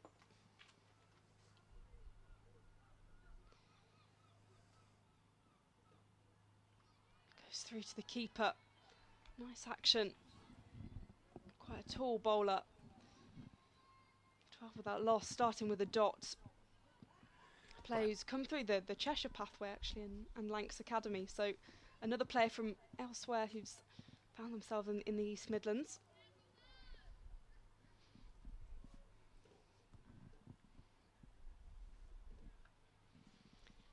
Robinson in again. This one's going to head towards the boundary. Nisha Patel in pursuit, and she's going to cut it off. In fact, the ball just stopped short of the rope. Batter's running through. Now get a couple there, 2 added to the total. 14 without loss. Yep, just got a thickish edge, didn't she? Between pad and stumps, but it was precarious. But she got away with it, did Boyks? Robinson to boycott, lofts this in the air. It falls safely. Yeah, she got away with that one as well, Polly. Yeah, false shot. Yeah, not a good shot, but landed very, very safely. Not anywhere near a fielder. 15 without loss. The score ticks on to. Noticed in Robinson's run-up, she takes 2 really big, kind of strides at the start, just walking, and gets into it, which I'm a fan of. 15 without loss. Again, those idiosyncrasies, hasn't it? How do you get into your rhythm? Robinson in. There's a slight shout. Umpire's not interested. It was a tentative shout anyway. 15 without loss. The score remains with Gwen Davis on strike, 11 from 5. After those reverse shots she was playing early on in the innings. Robinson just gone for 3 from her 4 balls so far. In once again, dances down the track but doesn't properly make contact. There'll be no run. Good pace there, wasn't there? Yeah. Again, you see the intent from Gwen Davis to try and get ahead of the rate. The first over did that, of course. But looking to be inventive, whether by batting out her crease, getting down the wicket, or even essentially batting left-handed or right-handed. Robinson to Davis, skies this up. There's a fielder under it, and the catch is taken. That's the first wicket down. Gwen Davis goes for 11. Worcestershire 15 for 1. And that wasn't the right choice of shot, especially with a fielder not having to move very much at all to take the catch. And the wicket goes to Robinson. It'll mean Bryony Gilgrass will be coming in perhaps earlier than anticipated. Well, look, in this game, you're either a hooker and a puller, or you aren't, and Davis isn't. We saw the intent of delivery before, that she's running towards the bowler. It was good bowling out. She was quick, and she's not the tallest, so she got a little bit of chin music. But look, there are two fielders out the ring in the power play, and they were both deep square leg and backward square. So they knew what was coming, and that felt like they were bowling to a plan there. And I think they might have snared Gwen Davis. That said, the intensity in which she came out to bat, I wonder if there'll be more of the same from the rest of the Rapids batting lineup. It looks like they're going to try and be positive, and why not? 120 runs to win with 18 overs remaining. The score 15 for 1. With Claire Boycott on 4 and Bryony Gilgrass, the new batter. And it'll be Phillips to continue. Well, it was expensive first up, wasn't it? But the batter that did all the damage is now back in the hutch. So she will get another go. Plenty of air on that, driven nicely. Good fielding as well. Just floated that up, offered the drive. Little tempter for Claire Boycott. It's a pretty handsome looking shot for no run. And that's Hoyt across the line. Out in the deep, beats the fielder in the ring, which means they'll pick up a single.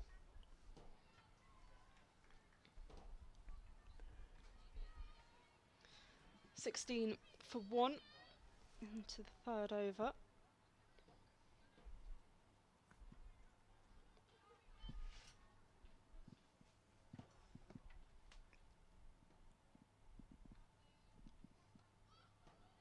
It's tidy stuff. It's interesting watching the side-on view as well, is that with Phillips, she doesn't burst through the crease like you see with Phoebe Brett and even Flora Birtwistle as well. It's almost that's a good shot. Cracking shot from Gilgrass, just drilled down the ground. It's almost that slight stutter just for a moment that stops the momentum. Yeah, it's an interesting action because I noticed, obviously side on you get quite a nice angle of this, but she bends her knee quite low, rather than, obviously a lot of bowlers will keep their legs straight and kind of use that momentum to kind of pop forward. But she bends her knee as she goes through her action. Again on the walk, and that's a lovely shot as well. If anything, it was better looking, and it's still the same result. Back-to-back boundaries. Good positive footwork from Gilgrass. What a talent she is. Rapids march on, 24 for 1. Yeah, it's a good point, isn't it? Is that in terms of that momentum through the crease, but also that ability to pivot with your hips as well. I mean, a lot of fast bowlers will still do it. But it's, I guess this game is, it's down to personal taste, isn't it? There's a Jack Shantry, who played here for years, and Gavin Haynes as well, who bowled off the wrong foot. You know, it's just sort of part of it. We see those little idiosyncrasies with the slow bowlers. I think also bowling is completely unnatural. Like, whenever I speak to someone about cricket who doesn't play cricket, the thought of getting someone to bowl, the mechanics of it are really confusing for someone that doesn't know cricket. So when you're first figuring out your action, actually a lot of those quirks often stay as to how you would do it when you first start, as Robinson's in, and that goes through to the keeper for no run. She's going at good pace here, isn't she? Really impressive. Yeah, plenty of power through her action. We'll see with a Boycott on strike. Actually, there's a third man and a deep backward square. So that leg side trap that we saw for Gwen Davis, no longer there. Once again, straight to the keeper. There was a slight swing at it by Boycott. 24 for 1. We just felt there wasn't really any footwork towards the ball. No, there wasn't. Weight was all the wrong spot there, wasn't it?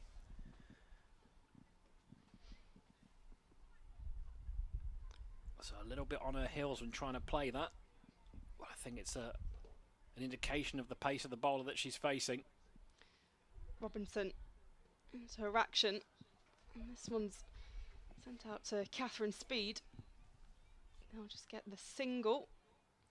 Again, another big throw by Speed. Yeah, got a rocket arm, hasn't she? There's only one to her. Make a mental note if you're out in the middle. 25 for 1.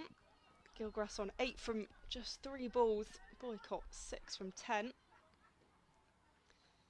The Rapids requiring 110 runs to win here at New Road. Robinson in. This one defended into the pitch for no run.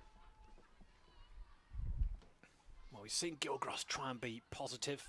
Was he trying to eke the runs out the back end of the over, or is it going to be a case of stay in the game?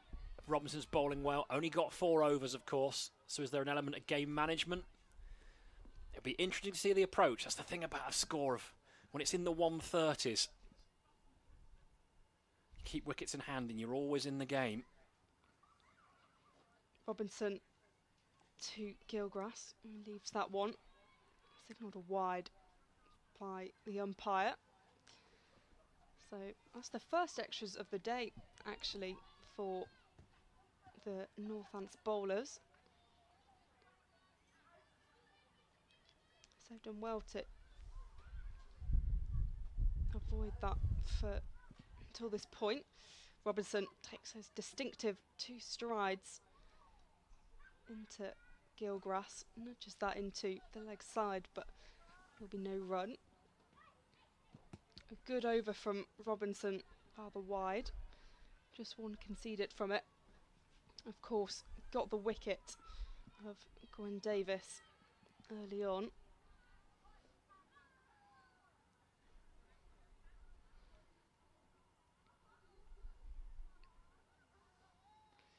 Robinson from the New Road end. Have to see the replay here because there are a couple of gasps from both sets of players. Just lifted a bit. That bounce and it just beat the edge. It's a lovely shape away. It's a really good delivery, isn't it? Bowling beautifully. So 26 for 1 after 4 overs, 16 overs remain, 109 to win for the Rapids against Northants. Just seeing that ball again on the replay, that's an absolute Jaffa, Polly. Shaped in, little bit of movement through the air in, pitched and moved away. Do well to nick those.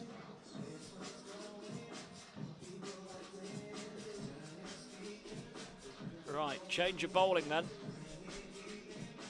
Kemp into the attack.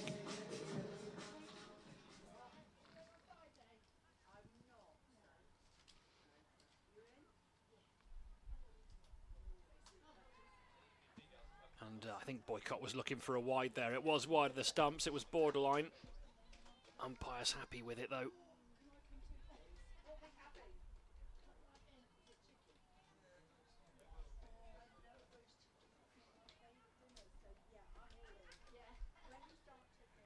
Kemp in again. Skiddy bowler, full. And Boycott can't lay a bat on it at the moment. 6 from 12, but there is no rush at the moment. Plenty of noise out in the middle then from the Steelbacks.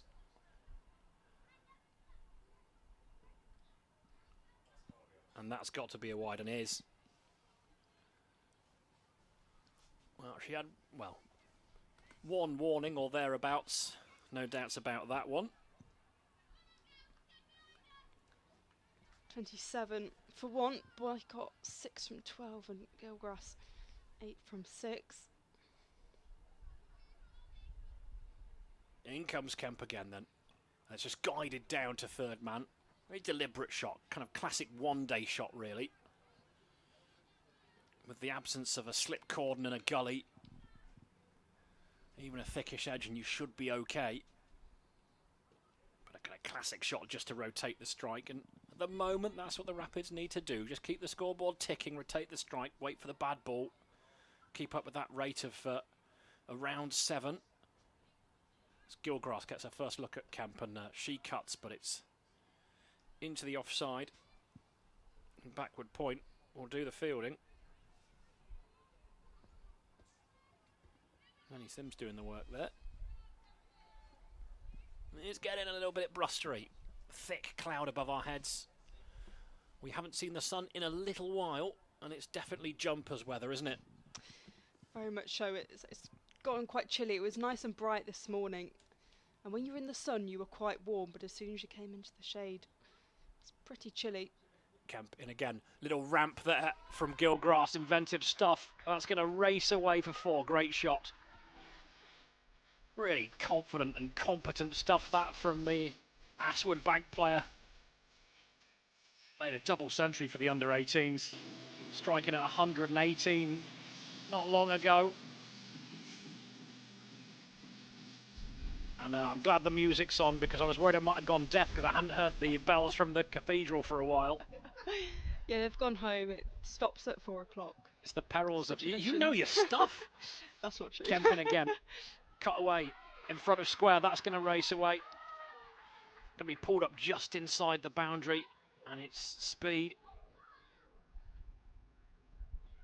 Good arm. I won't say how quick she is across the ground. Don't upset Claire with my terrible middle-aged man puns.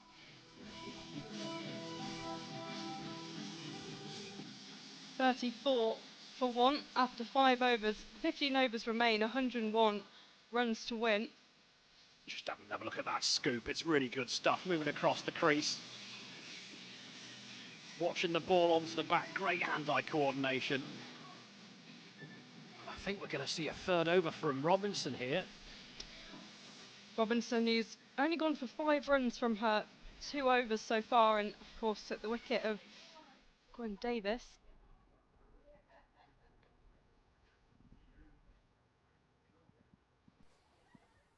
Robinson to Boycott, who pushes that behind towards the boundary. Got a fielder there. Prevents the 4 runs. So the score 35 for 1. Just a single, but a nice nudge. It's always a tricky one for a captain, isn't it? When a bowler's bowling well, do you want to keep them on or do you want to save them for when it matters? That's why captains earn their money. Robinson does continue though. To Gilgrass, a couple of shouts. Robinson's really impressed so far. Gets plenty of pace on the ball, but also really nice line. Let's see the replay of this one. It's very close to the bat. It's another beauty, isn't it? Pushed right up there, every chance for it to swing. But yeah, she's a real handful. Gilgrass on strike. This one pushed into the offside. They're going to run through for a quick single. 36 for 1.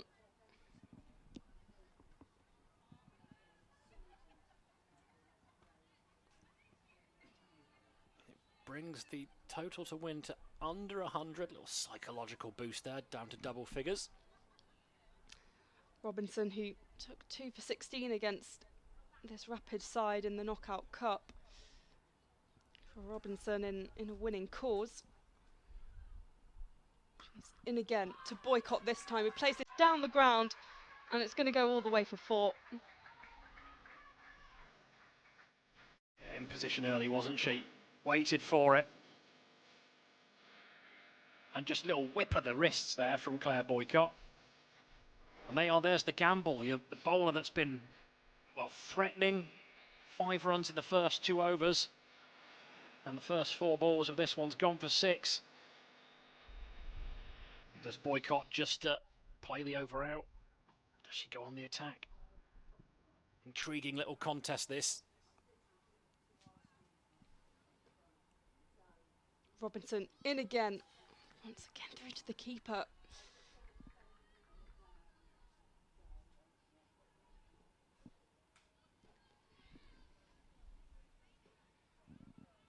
She's bowling some really nice deliveries.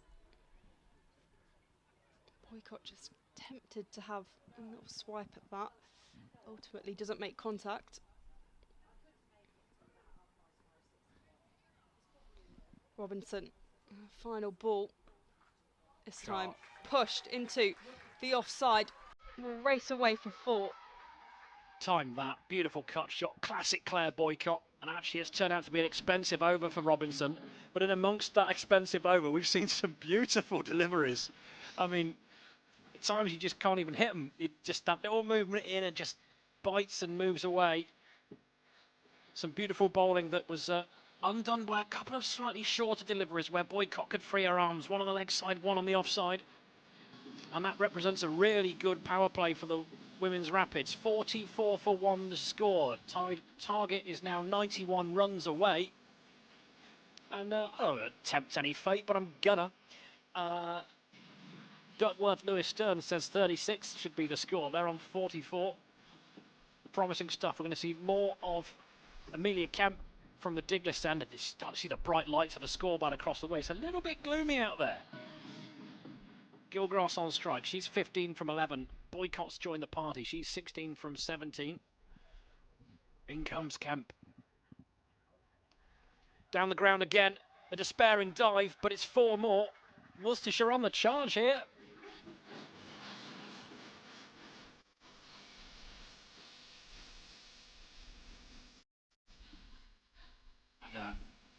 Timed it well. There's a lot of bottom hand in that shot actually from Bryony Gilgrass.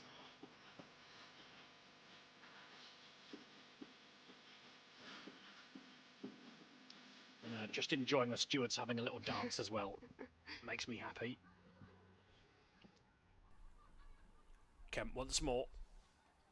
That's a genuine edge cut away, and that's going to be hard to stop, but it has been. They'll come back for 2. Good fielding in the end, good throw as well. It's a thickish outside edge, again, as is the modern way. Slips and gully, not really in play. That brings the 50 up for Worcestershire Rapids. 50 for 1.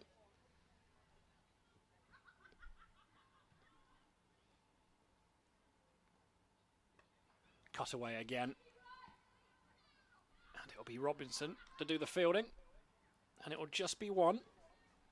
7 off the first 3 balls. Boycott on strike.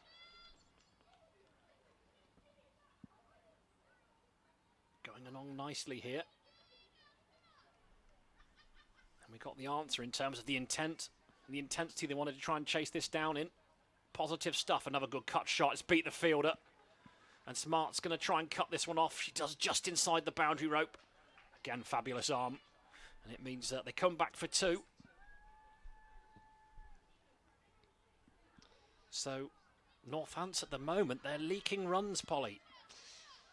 Yeah, that was a good bit of fielding from Catherine Speedy, who's been working hard on the boundary, but yeah, Worcestershire seem to be taking control with only 82 to win. It's another fine drive. It's still Speed that's going to be in action here. Good boundary rider. Going to her right this time, but she has fumbled it. It'll make little difference, really. That are taken 2 anyway. It just made the second rather more comfortable. But this is a rather expensive over from Amelia Kemp. 11 from it with 1 more ball to come. Boycott on strike. 20 from 19. Grillgrass 22 from 14. Both looking good here. In comes Kemp. And just dabbed away. It's sensible cricket. They'll think about 2. They'll think better of it though, and Robinson will come in. And as Robinson comes in to complete the fielding, I'll make way as Claire Jenkins joins the commentary fray. But Worcestershire in good shape here. 56 for 1 after 7. Bryony Gilgrass, 22 from 14. Claire Boycott, 21 from 20. Worcestershire ahead of the required run rate. 79 runs to win. DLS on 41. And I think we're going to see a change of bowling with former Central Sparks player Anisha Patel coming on to bowl. Oh, lovely leg spin. So 56 for 1 after 7. 13 overs remain. 79 runs to get the win. Of course, Northants looking to go 2 from 2 in the Vitality Blast, having beaten Leicestershire by 8 runs in the opening game. Claire Boycott looking around, assessing her options. There's a big gap in front of us, isn't there? Former teammate Patel is in. Yeah. And they'll scamper through for a single. 57 for 1. You're right, they'll know each other, won't they, from their Sparks days? Probably have played against each other's in kind of Midlands derbies, because obviously Patel grew up playing for Warwickshire, and then Boycott was always Worcestershire. Yeah. Bears and pairs and all that. We better not get caught in the crossfire with that one. No. Patel in again. Ooh. And that's whipped the bails off. Gilgrass is frustrated with that one, but instant impact from Patel. She took a big swing at that. Yeah, Gilgrass tries to play it down the ground, and the bails go flying. So, second wicket down. Worcestershire 57 for 2 with 78 runs to win. That's a bowling change, isn't it? Yeah, Second ball wicket. that's exactly what you want from a bowling change. Worcestershire still ahead of the run rate. But as they get further down the order, make it more difficult to stay up with that. And that par, which is the DLS score, they're ahead of that, and that takes into account how many wickets are down. It feels like the disco started. He's cranked it right, haven't he? But yeah, they're getting on with it now, aren't they? And despite losing that wicket, they're still ahead of the Duckworth Stern score, which is 47, and they're on 57. So can they stay ahead of that run rate? So Anisha Patel will continue after having very early impact. The second ball dismissing Bryony Gilgrass.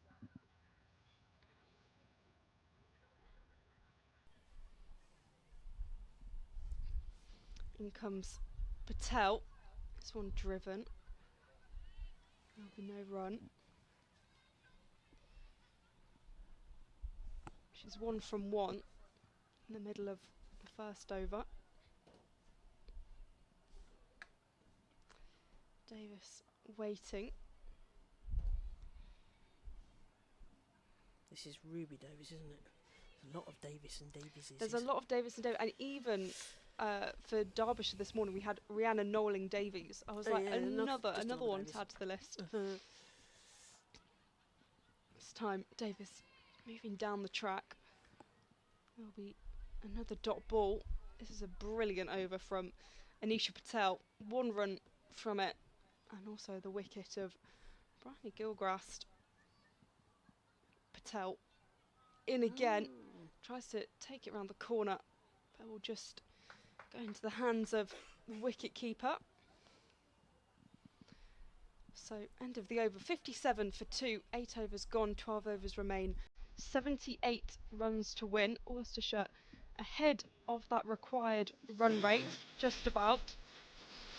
Yeah, that victory kicked on about at the beginning of the season in the 50 over against Yorkshire. Ruby Davis got 44 in that. So, a good batter. Claire Boycott, 22 from 21. Yeah. Davis yet to get off the mark, having faced 4 balls. I'm impressed actually with Northants bowling. There's only been 2 extras, which compared to a lot of the tier 2 teams where, you know, as we mentioned, they aren't professionals. There's not huge amounts of contact time. So actually to be able to bowl tightly like that, obviously yes, they've conceded a lot of runs, but in terms of extras and those freebies, that hasn't really been the case. No, tier 2 have come in for some criticism, unfounded criticism, I should say, on social media about the amount of extras, but they aren't paid professionals. And, you know, nerves and that get 2-1 as Sims comes in to Boycott. Straight through to the wicketkeeper, and we have a wide signalled by umpire Spragg. Lenny Sims, the Italian international. Oh yeah, great. Yeah. I'm going to ask you what your favourite niche fact was when you were researching. That's spin round, another wide wicket. What was your favourite niche? Because we've had a bit of a challenge finding information because they're, remember, bearing in mind they're not full-time professionals. They have their students or their full-time jobs or whatever. As Sims comes around the wicket, and Boycott dismisses that to deep mid-wicket. Get through for an easy single. Favourite niche for her? Yeah, there are a lot of them. I think from the Derbyshire team, so I've got to give a lot of credit to Freddie Cardy, who does commentary for Derbyshire. Now, Adriana Darlow, the captain, she's actually a national ballroom champion in Latin dance, which I think that's pretty cool. I think we need a demo from that. I suspect they're out of the building now, so having their victory this morning as Sims comes in again to Davis, rocks back. It sort of twirls to Robinson at short third, but who then throws over the wicketkeeper's head, and there's a lot of scrobbling about. No run. I'm also pretty sure that Lenny Sims's great-great-uncle is Harold Larwood. Oh, Larwood and Vos, as in the Bodyline series of the... Ooh, that was a diplomatic incident. Right arm round, and that's worked into the leg side by Davis. They get through for a single. Yes, controversial series back in the 30s, the men's series, where they were asked to bowl at the batters, which was not the done thing then. There was much diplomatic problemos. Can't even get the word out.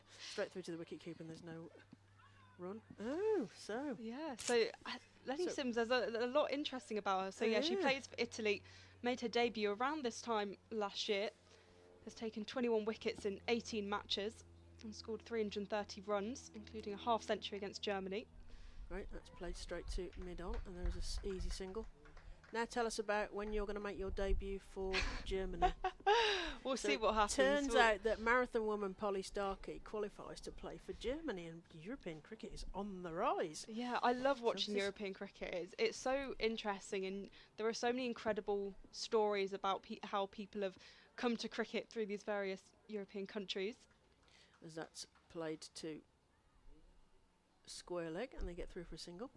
So I was actually speaking to Danny, who's the captain of the Swiss women's cricket team, and she grew up in Australia and her family is Sri Lankan, but it was only until she moved to Switzerland as a student that she discovered cricket. Well, she knew cricket before, but actually properly started playing it. So I think she played a little bit at school, but in the end, I think it was a friend invited her down to a cricket club just because he needed a bit of help with coaching, and just needed some volunteers who knew a bit about sport.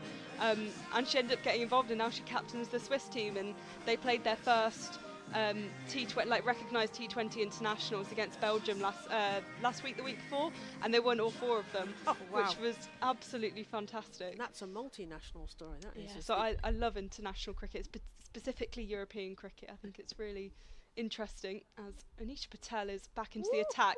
The bell's whipped off, but I think Davis moved back into her crease.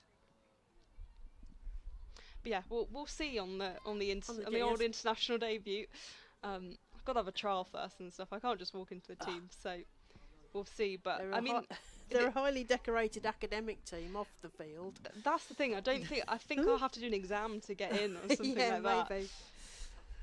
Patel in once again. Lots of flight on this one. There's a misfield. So they'll scramble through for 1. That was very opportunistic by Worcestershire. 64 for 2, approaching the halfway mark. 71 runs to win. Well, we both know Tina Goff, who of course has played for Warwickshire before the professional era, who's a German international. Brummy Germans. Brummy Germans, yeah. Like myself. So, yeah, see. Is it? Patel in again. This one defended for no run. 64 for 2. And Tina Goff does commentary on the European Cricket League. She's all over the place. She's all over the place. In Greece one week, then Sweden, then Malta. She's in more places than Amy Wheeler's fielded today.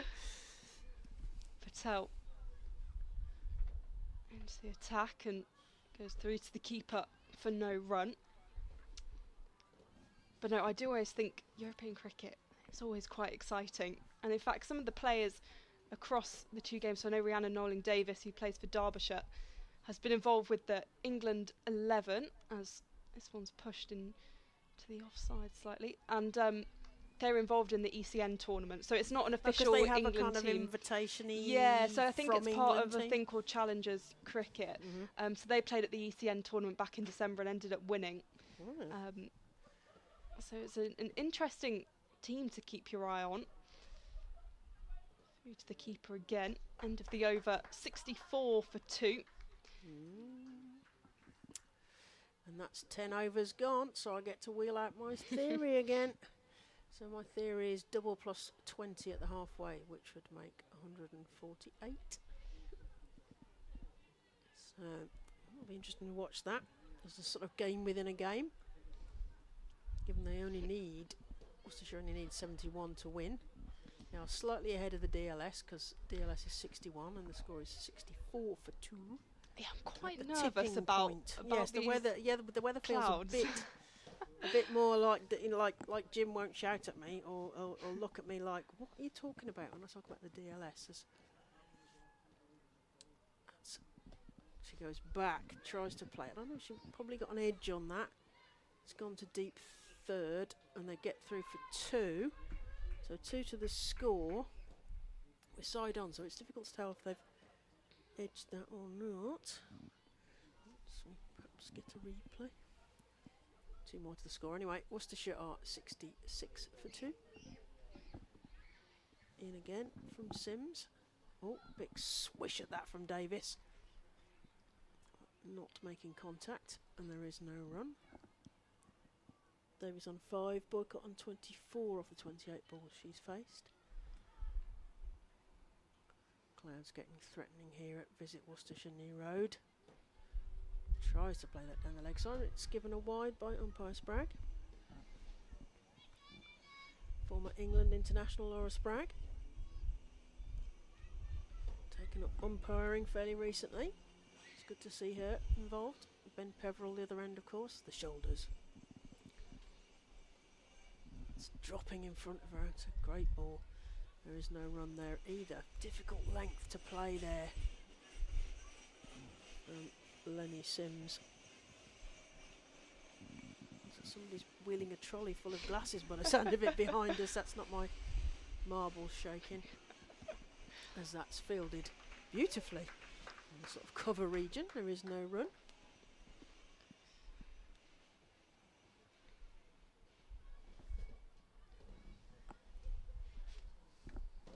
Sims.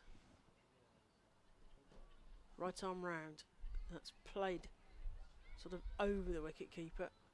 They get through for a single. They're coming back for a second. And it was an easy 2 in the end. It was an interesting shot to scoop it when actually there wasn't much pace on the ball. Yes, not. You know, it's an interesting choice. I mean, it's a impressive that dab. Yeah. I mean, sort of left. It might have been a wide, but it was perhaps worth it for 2 runs, potentially. Certainly moving the scoreboard on as Sims comes in this time to Davis. Belts that into the leg side. There is a fielder there who's going to cut that off. They think half-heartedly about a second and decide against it. Well, the throws, I have to say, into the wicketkeeper have not been their best aspect of their game, shall we say. And that's the end of the over. So 11 overs gone. Worcestershire are 70 for 2. Davis on 8 off the 15 she's faced. Boycott on 24 off the 28 she's faced. And Worcestershire need 65 more runs to win. And the DLS is 68 and the score is 70. So they're ahead of the DLS still, which may come into play as the clouds gather over Visit Worcestershire New Road. It's bright, isn't it? And It's really really loud. There's a lot going on for the There's senses. a lot going on. Yeah, I think it's quite bright behind us as the cathedral looks almost lit up. Yeah, the light in there is gorgeous. beautiful. Yeah, it does look really good. It is one of those picturesque settings. Anisha Patel back into the attack. Goes through to the keeper. She's taken 1 wicket and just gone for 2 runs from her 2 overs. So incredibly economical. In fact, she's got an economy of 1. Patel in again. It's a little tap and run, but they'll just get the 1. It's very distinct bowling action, isn't it? Sort of almost from behind the middle of her back somewhere, Yeah. up and overhead. It's similar in some ways to Ella Phillips in the way that she gets quite low and Yeah. it's not like kind of smoothly through the action. But yeah, that Difficult to know the release point Yeah. perhaps for the batter. So that's been lofted straight down the ground, but we'll find a fielder. I'll just get the 1. But yeah, I mean, compared to Ella Phillips, she does stay, her leg stays a bit straighter.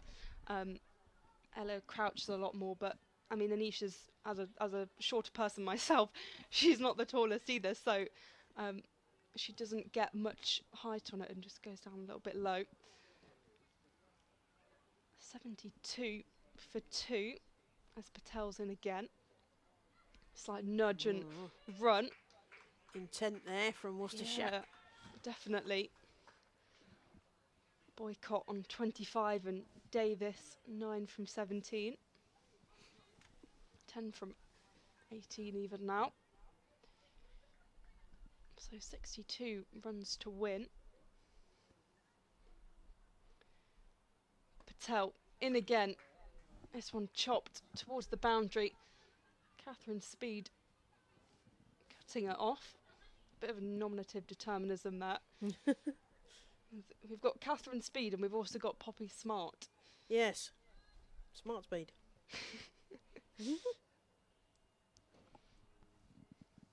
We'll wait for a dad joke from Jim about Patel Smart. in. Davis comes down the track, but we'll just push that to long on.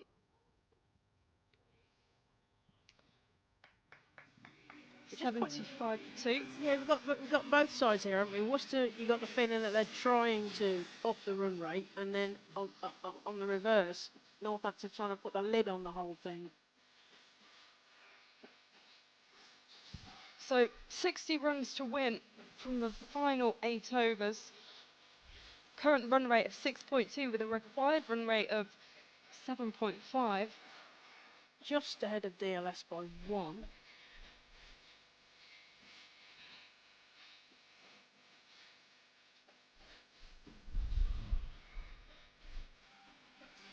Let's hope that weather is blowing away from us. Yeah. Let's hope so. So, Phillips from the Diglis end. She's gone for 21 off the 2 overs she's had so far. Score is 75 for 2. Into Davis. Rocks back. Just dabs that down into the leg side and they get through for a single.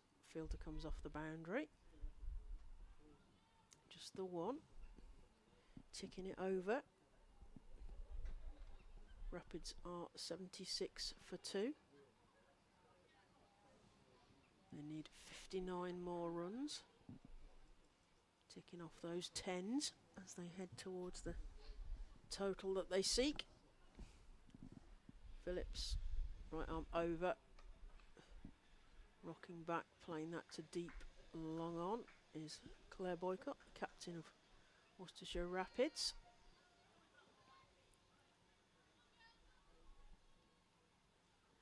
As you say, theoretically, a runnable won't quite do it for them, but if they can pick off the loose deliveries, it may be enough if they can get the odd boundary along the route.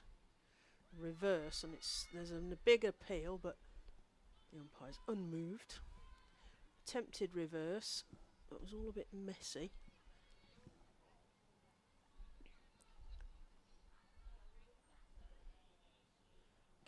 Impact outside the line, and that's gone up in the air between the fielders, down to deep mid wicket. They think about a second. It was a big shot for only 1 run though, Poppy. Oh,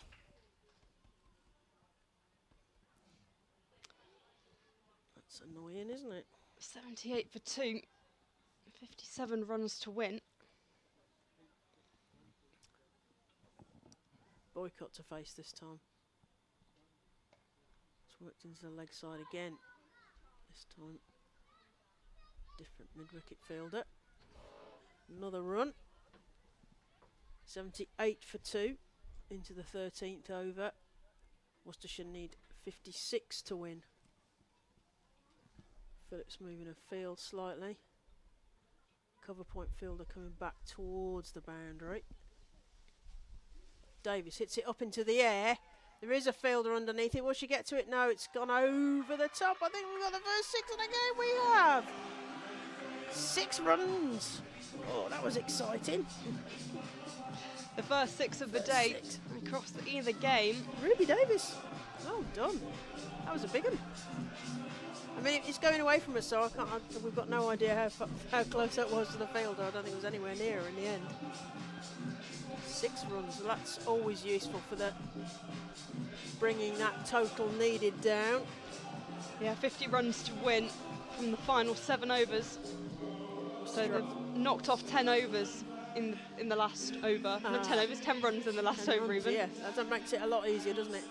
Bringing that required run rate down, which the scoreboard still says is just a tick over 7. Oh.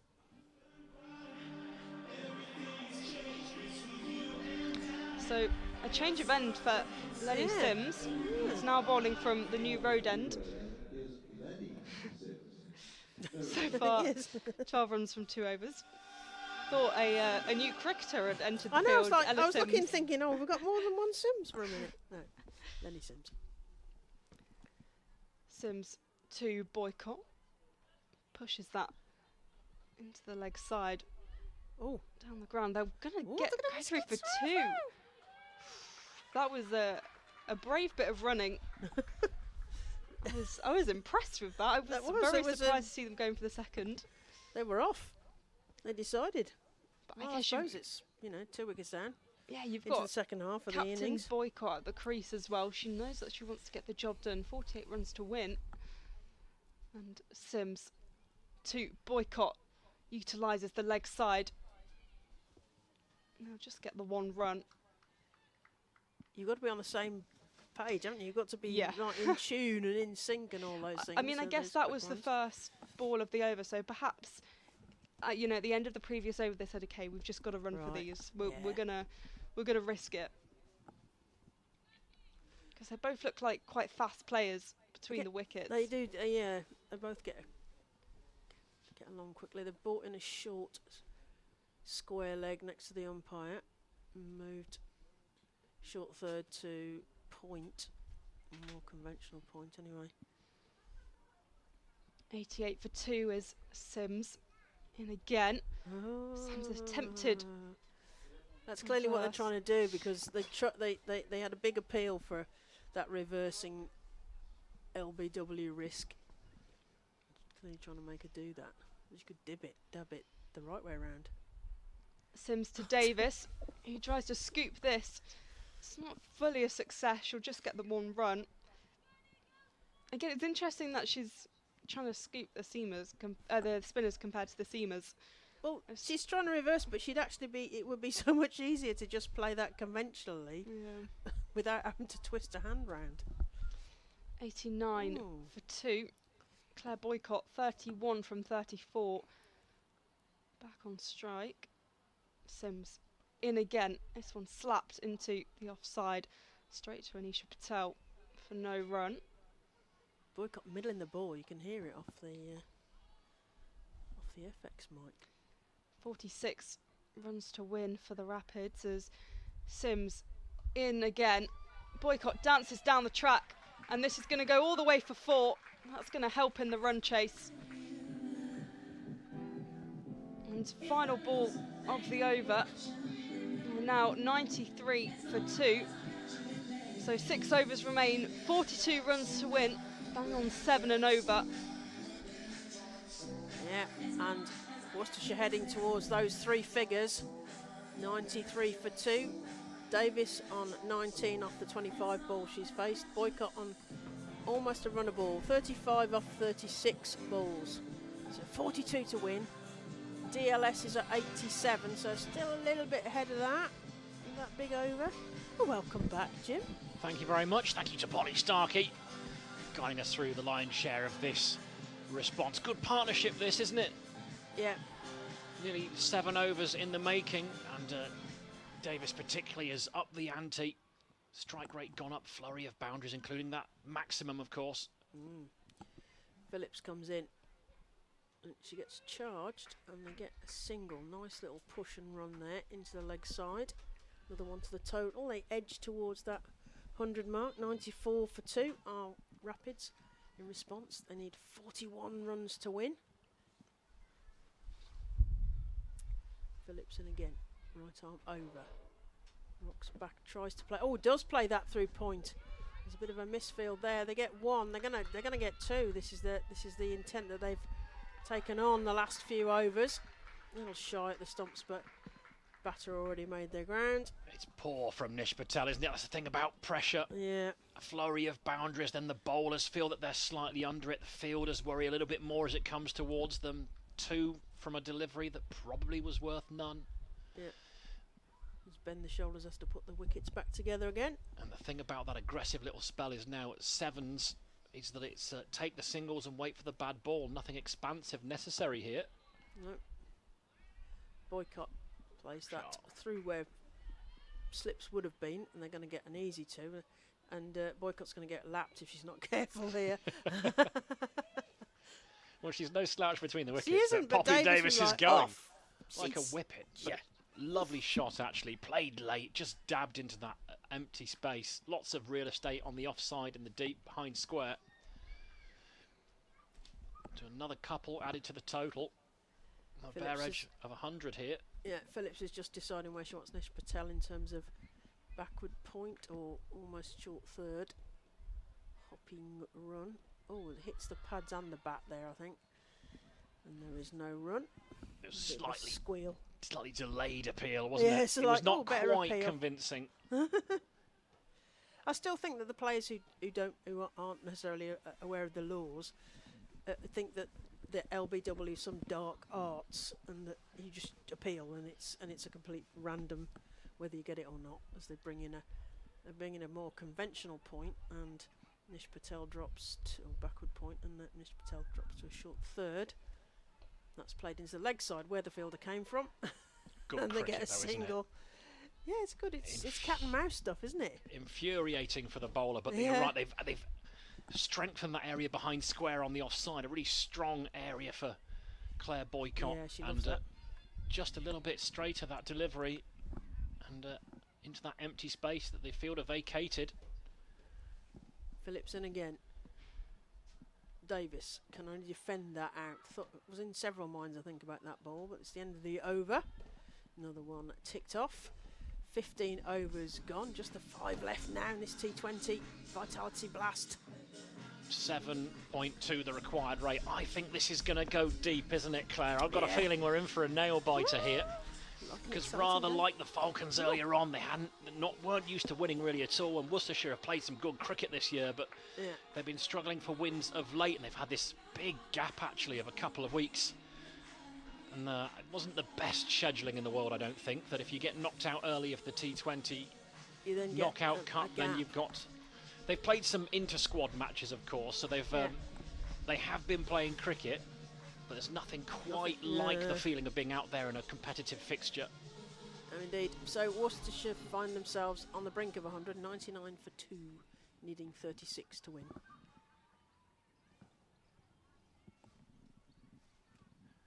Well, Lenny Sims to continue then from the New Road end. Boycott thinks about dancing forward, then goes back. Takes a comfortable single. Although she looked a little bit too relaxed there, but they're going to get an overthrow here. So what should have been 1 will be 2, and I actually say I think Boycott was a little bit slow, wasn't she? She was a bit too casual with that run. I was getting a bit twitchy. But she obviously knows better than I. Home she was, and then they picked up an extra. Frustrating, that's those little fielding errors we saw from the Rapids at the start of their innings. It's creeping into the Steelbacks. They're feeling the pressure. 100 up. In comes Sims again. Fuller, driven down the ground. Great footwork. Lovely shot. Oh. That's no cutting that off. What a fine stroke that is. Captain shot, that is. It absolutely is. Leading from the front, Claire Boycott. I was talking to her mum actually, just a little stroll round the ground. I nearly had a very small but very real heart attack when the music came on quite loudly. I wasn't expecting It's it. getting louder and louder. And she follows her daughter everywhere, watching her play. Why wouldn't she? She's just one blow away from what would be a fabulous 50. Yes, that would be great, and it would be very deserved actually from what she's been doing here, Well, especially coming back from a loss this morning, which was a And a pretty comprehensive loss. tough one as well. So it's a lot of psychology in cricket, isn't there? How's your mental toughness? Well, in comes Sims. Boycott on strike. Cut away. A little tentatively, actually. Didn't throw the hands at it. So straight to the fielder. Backward point. Maybe nervous 40s, potentially. Well, yeah. I mean, she's an ultimate team player. I'm not sure she'll worry too much about. I mean, I would actually. It's quite hard to ignore. I imagine players better than I could, as that's swept into the leg side. There's a boundary rider looking for 2 again. It's going to the keeper's end, and she's out. No, Should we give a not out? I think it may have been gloves, not with the ball in hand, but we're going to find out. That might be it. It looked like she was shy of her ground. If they, we're going to have a little chat. Ben Peverell and Laura Sprague are coming together. I might have been What did you see? preempting What did you here. see? Oh, no, I she saw this. has. Yeah, I think She was short of her ground, but it was a forearm, wasn't it? It was a glove rather than That Was it? dislodged the bails. some discussion about what happened. So not out for that. Well, I have to say that Claire Boycott's very lucky there.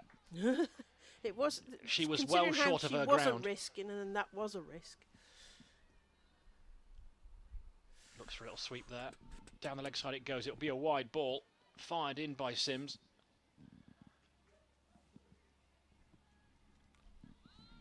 Nice wave from Trish, the steward there, who took responsibility for Gilgrass's dismissal. I'll explain all in just a moment. As Sims is in. Ooh. Down the track, uses her feet. And is that taken? It is. What a great grab. See through the, I thought, So I'm afraid Claire Boycott, what a fabulous innings, but she absolutely refused to get a 50.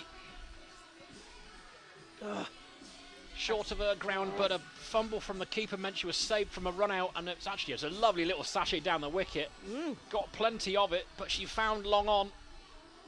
I didn't even because we can't see through the dugout. I didn't even. Oh, it was a good catch. Really good sliding catch, wasn't it? Almost going both directions at once. Just off the deck as well, as you sort of move it, diving half forward, half at an angle. It's a really good grab, but it's an even better innings actually from Claire Boycott. 48 from 45 deliveries. Yeah. And she's done a wonderful job in anchoring this innings. And middling the ball as well. You know, Yeah, it's sounding good off the bat. Yeah, She'll yeah. be frustrated, no doubt. You can tell, actually. There might be a few choice words in the changing room. Yes, best not to go anywhere near for a bit. But what a fine job she's done. She's led her side to within 27 of victory. We've got 4 overs and 1 ball to go. So run rate and required rate are pretty much the same sort of gig with mid-sixes. And Sophie Beach is out in the middle to join Poppy Davis. So what's the approach here then, do we think, Claire? Do you go aggressive and try and end it as a context in the next few balls? I don't know, Do you because take it deep? We wanted them to be patient in the first game, didn't we? And play themselves in a little. I know they don't have a lot of deliveries, but I think sometimes they don't realise that they can actually play themselves a little bit in. See the ball. Well, first. there's 1 ball left of this over, so it's probably a fair bet to say this won't be too expansive. And just dabbed into the offside, straight to the fielder. And there'll be no run, so success. A slightly chaotic end to Claire Boycott's innings, but it really was a fabulous one, and you mentioned it was a captain's knock. And as disappointed as she may be, she's done a fabulous job of getting her side within range here. But as to Trisha Stewart here, fine lady. Oh, yeah. She said the ball before Bryony Gilgrass got bowled Yeah. to her colleague. She said, she's going really well, isn't it? Isn't she playing well? The It wasn't steward's quite- curse. I was going to That's say, a new one. not quite the commentator's curse, but she got a good telling off. Not from me, I hasten to add. But a lovely bunch here. Stewards do a fine job. Very good company as well. Yeah, very helpful this morning when I was saying, how do I sort this car parking then? It will trick you, won't it? Yeah, Perilous business. yeah. I think it's Amelia Kemp back into the fray here, Claire. From the Diglis end, 4 overs to go, 24 balls, 27 runs required. We're going to go all the way. I can feel it in my bones. Yeah, I think we are. Kemp's gone for 20 off the 2 overs she's bowled so far. Longer run up.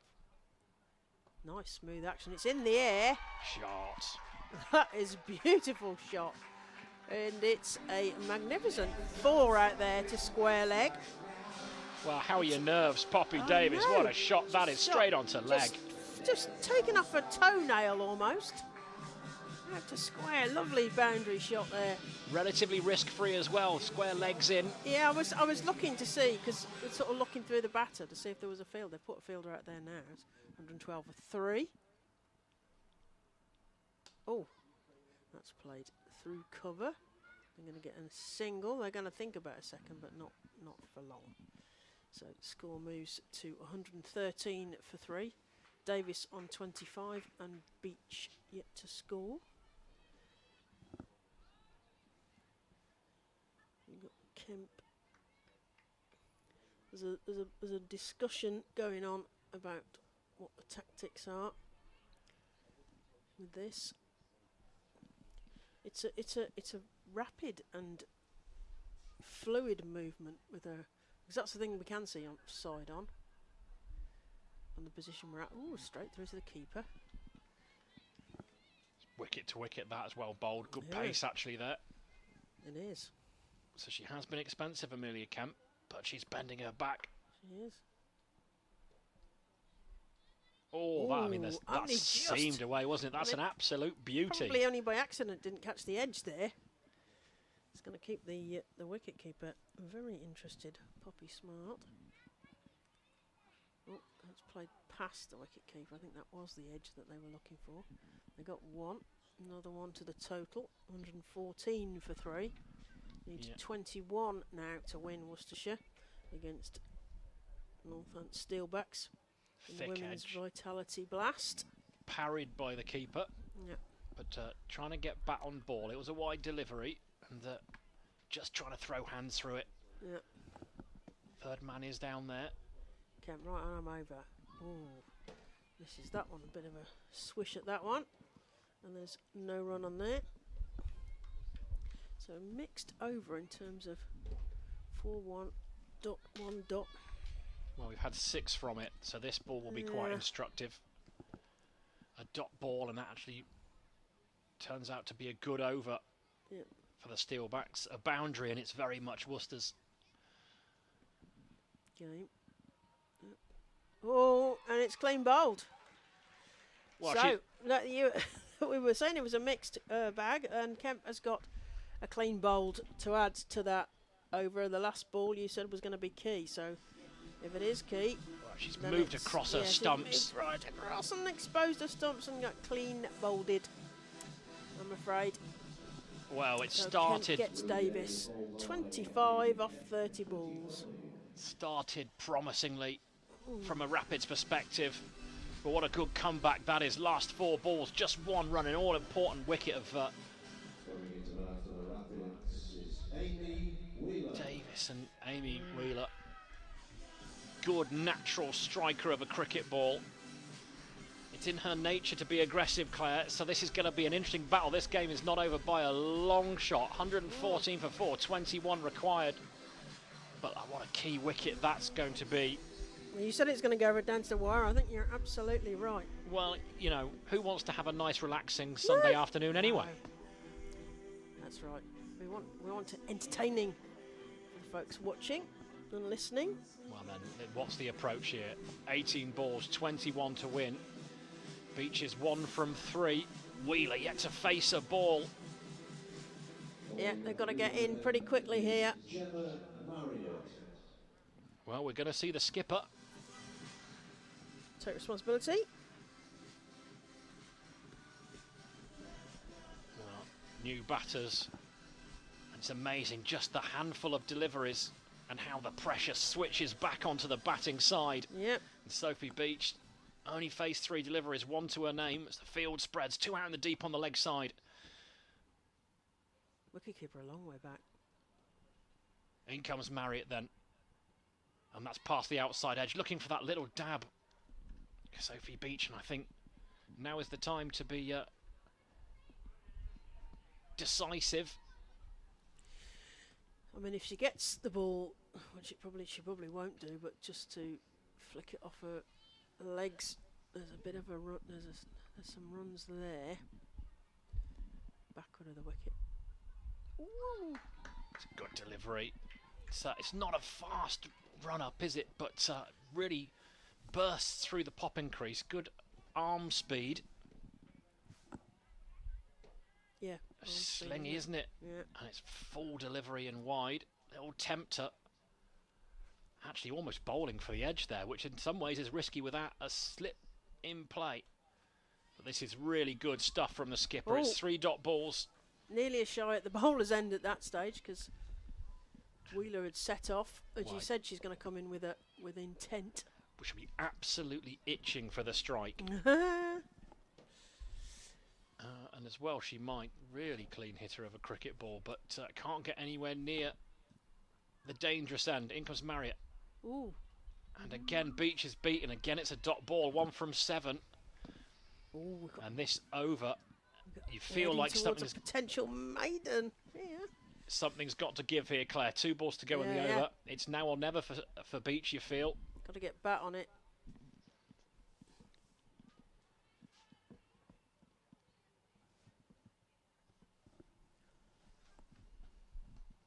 She does get bat on it, and it'll just be a single, which gives Wheeler 1 ball, but that spate of dots means that run rate's gone up to 9, and I know in a short form, over a couple of overs, that's not going to worry too many people.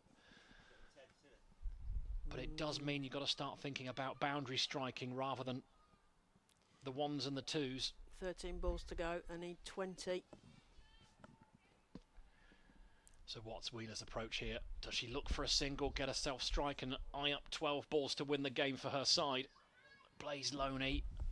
Does she just say everything must go? Are we fire sale mode? Is she going to try and find the boundary? In comes Marriott. Chopped away. They think about running, they think better of it. And that is an absolutely stonking over. It is really from the good. skipper.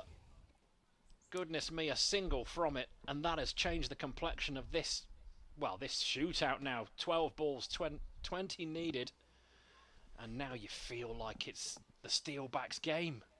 It was that kind of sort of wide Yorker sort of line, wasn't it? And it's hard to get away because it's coming at some pace, as you say, off the slingy arm action. Well, you struggled then with that. Set your field to it and say, go on then, what can you do? Challenging the batter to do something about it. Amelia Kemp's going to continue. Yeah. Great end to her last over. Yeah. And there's more pace, isn't it? Interestingly, because often in the women's game, it's taking the pace off that pays. But here at the possible tail enders, coming towards the ball, they get 1. They're covering the ground quickly. They're going to go for 2. They are indeed.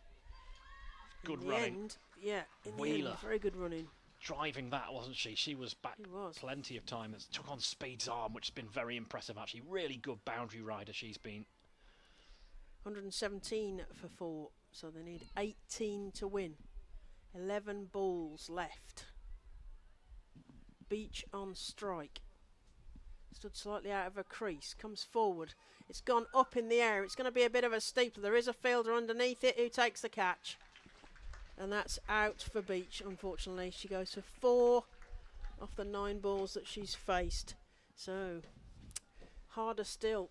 Well, more new batters to face. I think from a Rapids perspective, with the greatest of respect to Sophie Beach there, it's not a disastrous outcome at all. I think in that situation she's just got to try and make something happen. It either goes or it doesn't. It didn't quite go for her in the end, and she has to depart. But the intention had to, had to be there, and she delivered that. Yeah, it's exactly. the right idea. So Worcestershire are 117 for 5, and they need 18 off 11 balls. Going into bat for the Rapids is Poppy Davis. Poppy Davis, another Davis.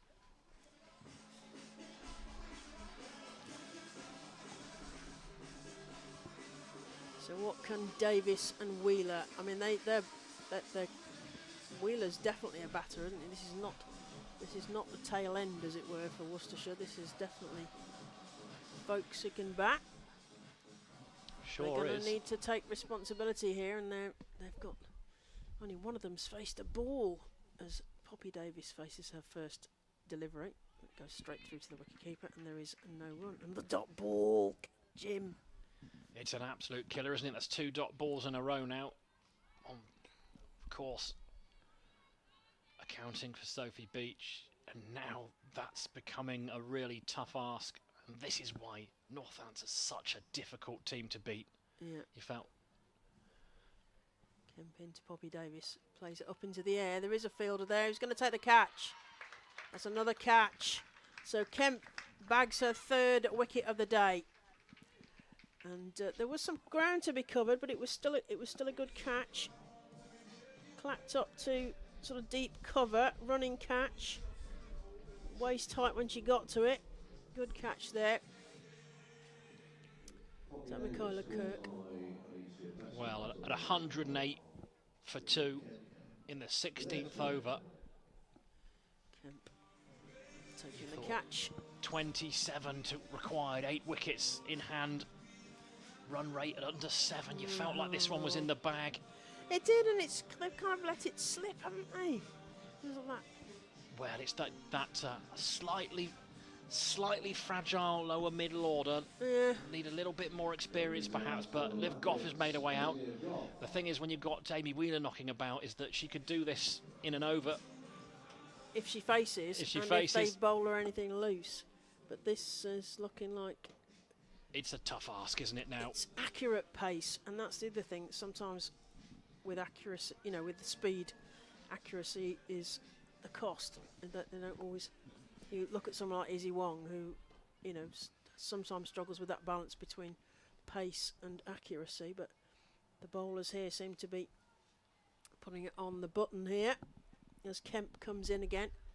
2 wickets already this over, straight through to the wicket keeper, and there's another dot ball. Slower ball as well. Yeah. Just floating outside of stump. It's a good point. Izzy Wong is a fabulous bowler. And but the pace as well, it also depends on who you're bowling at. Because when you're facing 6, 7, 8, 9, then that pace is often enough. Yep. Although in the women's game, as I say, the sort of tradition has been this sort of slower ball, as that's played into the offside, and the fielder comes off the rope at cover point, and they think about a second, but it was never on there because they were watching the fielder rather than running at that point. And that's the end of the over. So just the 1 over left, but they need 17 from it. And you've got to say, if this was boycott at the wicket, I would feel a lot more. Well, yes. And it's been a tricky old situation because they're trying to get Amy Wheeler on strike as well. Who's the person you want to get that clean hitting and those levers going and put the bowler under pressure, but she hasn't been able to get on strike. It's been almost death by 1,000 cuts here. Yeah, from a Worcestershire perspective as we... It's Goff again on strike for this last over. Yeah, you feel like at this point you would even consider running to the keeper, but... Want to get some bat on it. You want to get some bat on it, don't you? Well, Marriott's going to continue, and captain takes responsibility. 1 run from the 18th over, wasn't it? Absolutely astonishing, which really tipped that. It meant that you had to go after Kemp, and that bought wickets. So, Liv Goff, how is your nerve? Here we go. 6 balls to go. Skipper Marriott in.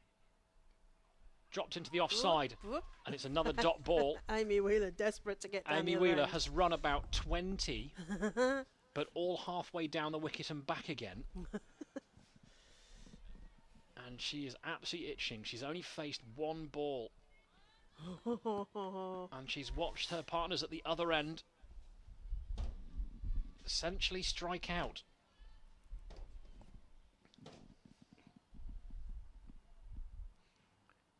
On the charge, beaten. Keeper thinks about running her out.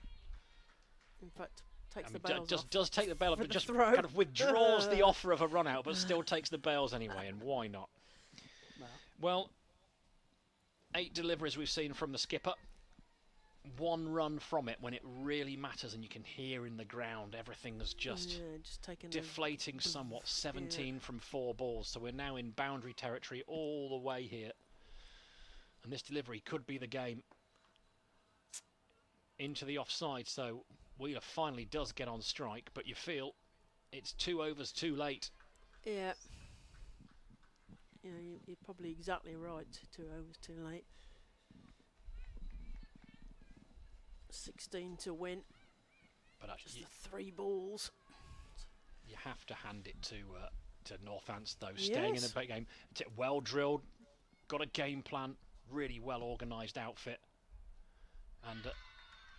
and Wheeler goes for a 2-ball duck as she throws everything at that because she realised she has to clear the rope to even have a remote chance of getting any from this game. And Marriott picks up a wicket, and she's actually bowled beautifully. It's full, it's just moved away. A wafer thin edge through to Smart. Wafer thin edge. And that will conclude things as a contest. There are 2 more balls to go as Phoebe Brett makes her way out. Yeah. And it will conclude what has been a really frustrating afternoon for Wheeler, actually. It's been a shame we haven't been able to see her really in full flow with the bat, and what we thought was going to be a close game. We're actually quite wrong.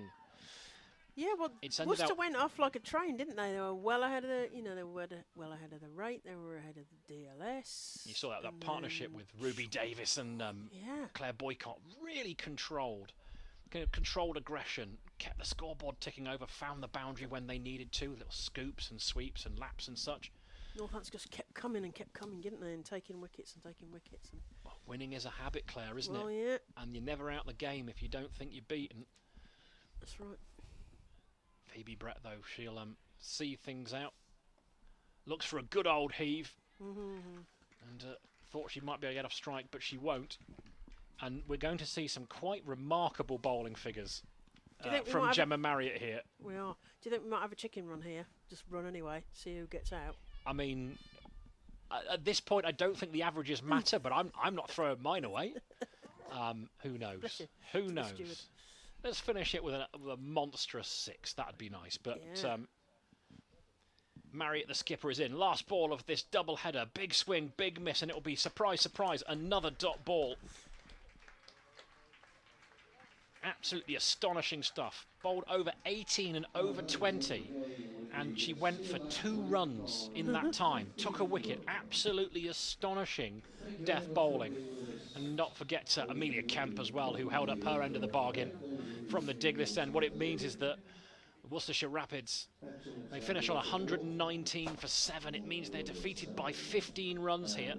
And it means double defeat on this back-to-back double header Sunday afternoon in the T20 Blast here at Visit Worcestershire New Road. But an altogether much better contest than the first, wasn't it, Claire? It was, and we used all the overs for a start off. Well, that's right, this yeah. Morning, so felt a bit short-changed, but yeah, much more of a conventional game. Both sides slugging it out. So yeah, good on them. Well, a quick tale of the tape from a Worcestershire perspective. Star of the show with the bat, Claire Boycott, 48 from 45. Gwen Davis went off like a tracer bullet, didn't she? She was aggressive from the outset, Yeah. but got done by the short ball trap. Robinson bowled really nicely, actually, from the New Road end. And 22 from Gilgrass, 25 from Ruby Davis. And Patel and Kemp took care of them, respectively. Kemp got Beach for 4. Marriott then came to the 4. She disposed of Wheeler for none. Poppy Davis went for a duck as well, courtesy of Kemp. The bowling figures, well, Phillips took a bit of tap, none for 34 from her 4. 3 overs, 1 for 15 from Robinson. Didn't see her last over, but she bowled beautifully, actually. First up, Kemp, 4 overs, 3 for 29. Patel, 3 overs, 1 for 7, and that's some economical stuff. She bowled with real control. Sims, 4 overs, 1 for 28, and Marriott right at the end. There's 2 overs, 2 runs, and 1 wicket. 10 dot balls out of 12. Absolutely astonishing stuff. The outcome, though, is that it's another defeat for the Women's Rapids, but an altogether much better game of cricket. Real skill shown with bat and ball, but they've come up against a really well-organised and well-drilled Northants Steelbacks side. So Northants win by 15 runs. They do, and they keep their winning run going as well. And I was going to say that the next game for Worcestershire is Sunday the 15th of June at Leicester. They take on Leicestershire Foxes at midday. And in terms of Northants, they will, on the same day, will play at 2:30 down at Northampton against Derbyshire with the teams that we've seen today. Polly, you're at Durham on Wednesday, and then Polly and I are at Durham on Friday. Those people are mad enough to want to listen to us. well, no, I wouldn't say that at all. What fantastic company you've been, and it just leaves me to say, actually, thank you to Claire Jenkins and thanks to Polly Starkey for spending time and being part of this inaugural, the first ever Worcestershire Women's Rapids live stream. It's been an absolute joy to have you. It's been great to have your knowledge, your experience, your understanding of the women's game, and this is important. New Road has hosted more women's test matches than any other ground in the world. It won't be that way for much longer, admittedly, but it's great to have the Women's Rapids here playing at New Road and getting the coverage they deserve. So ladies, thank you so much for spending the time. I've been Jim Dale, and we will see you next time. Thank you for spending the time with us today.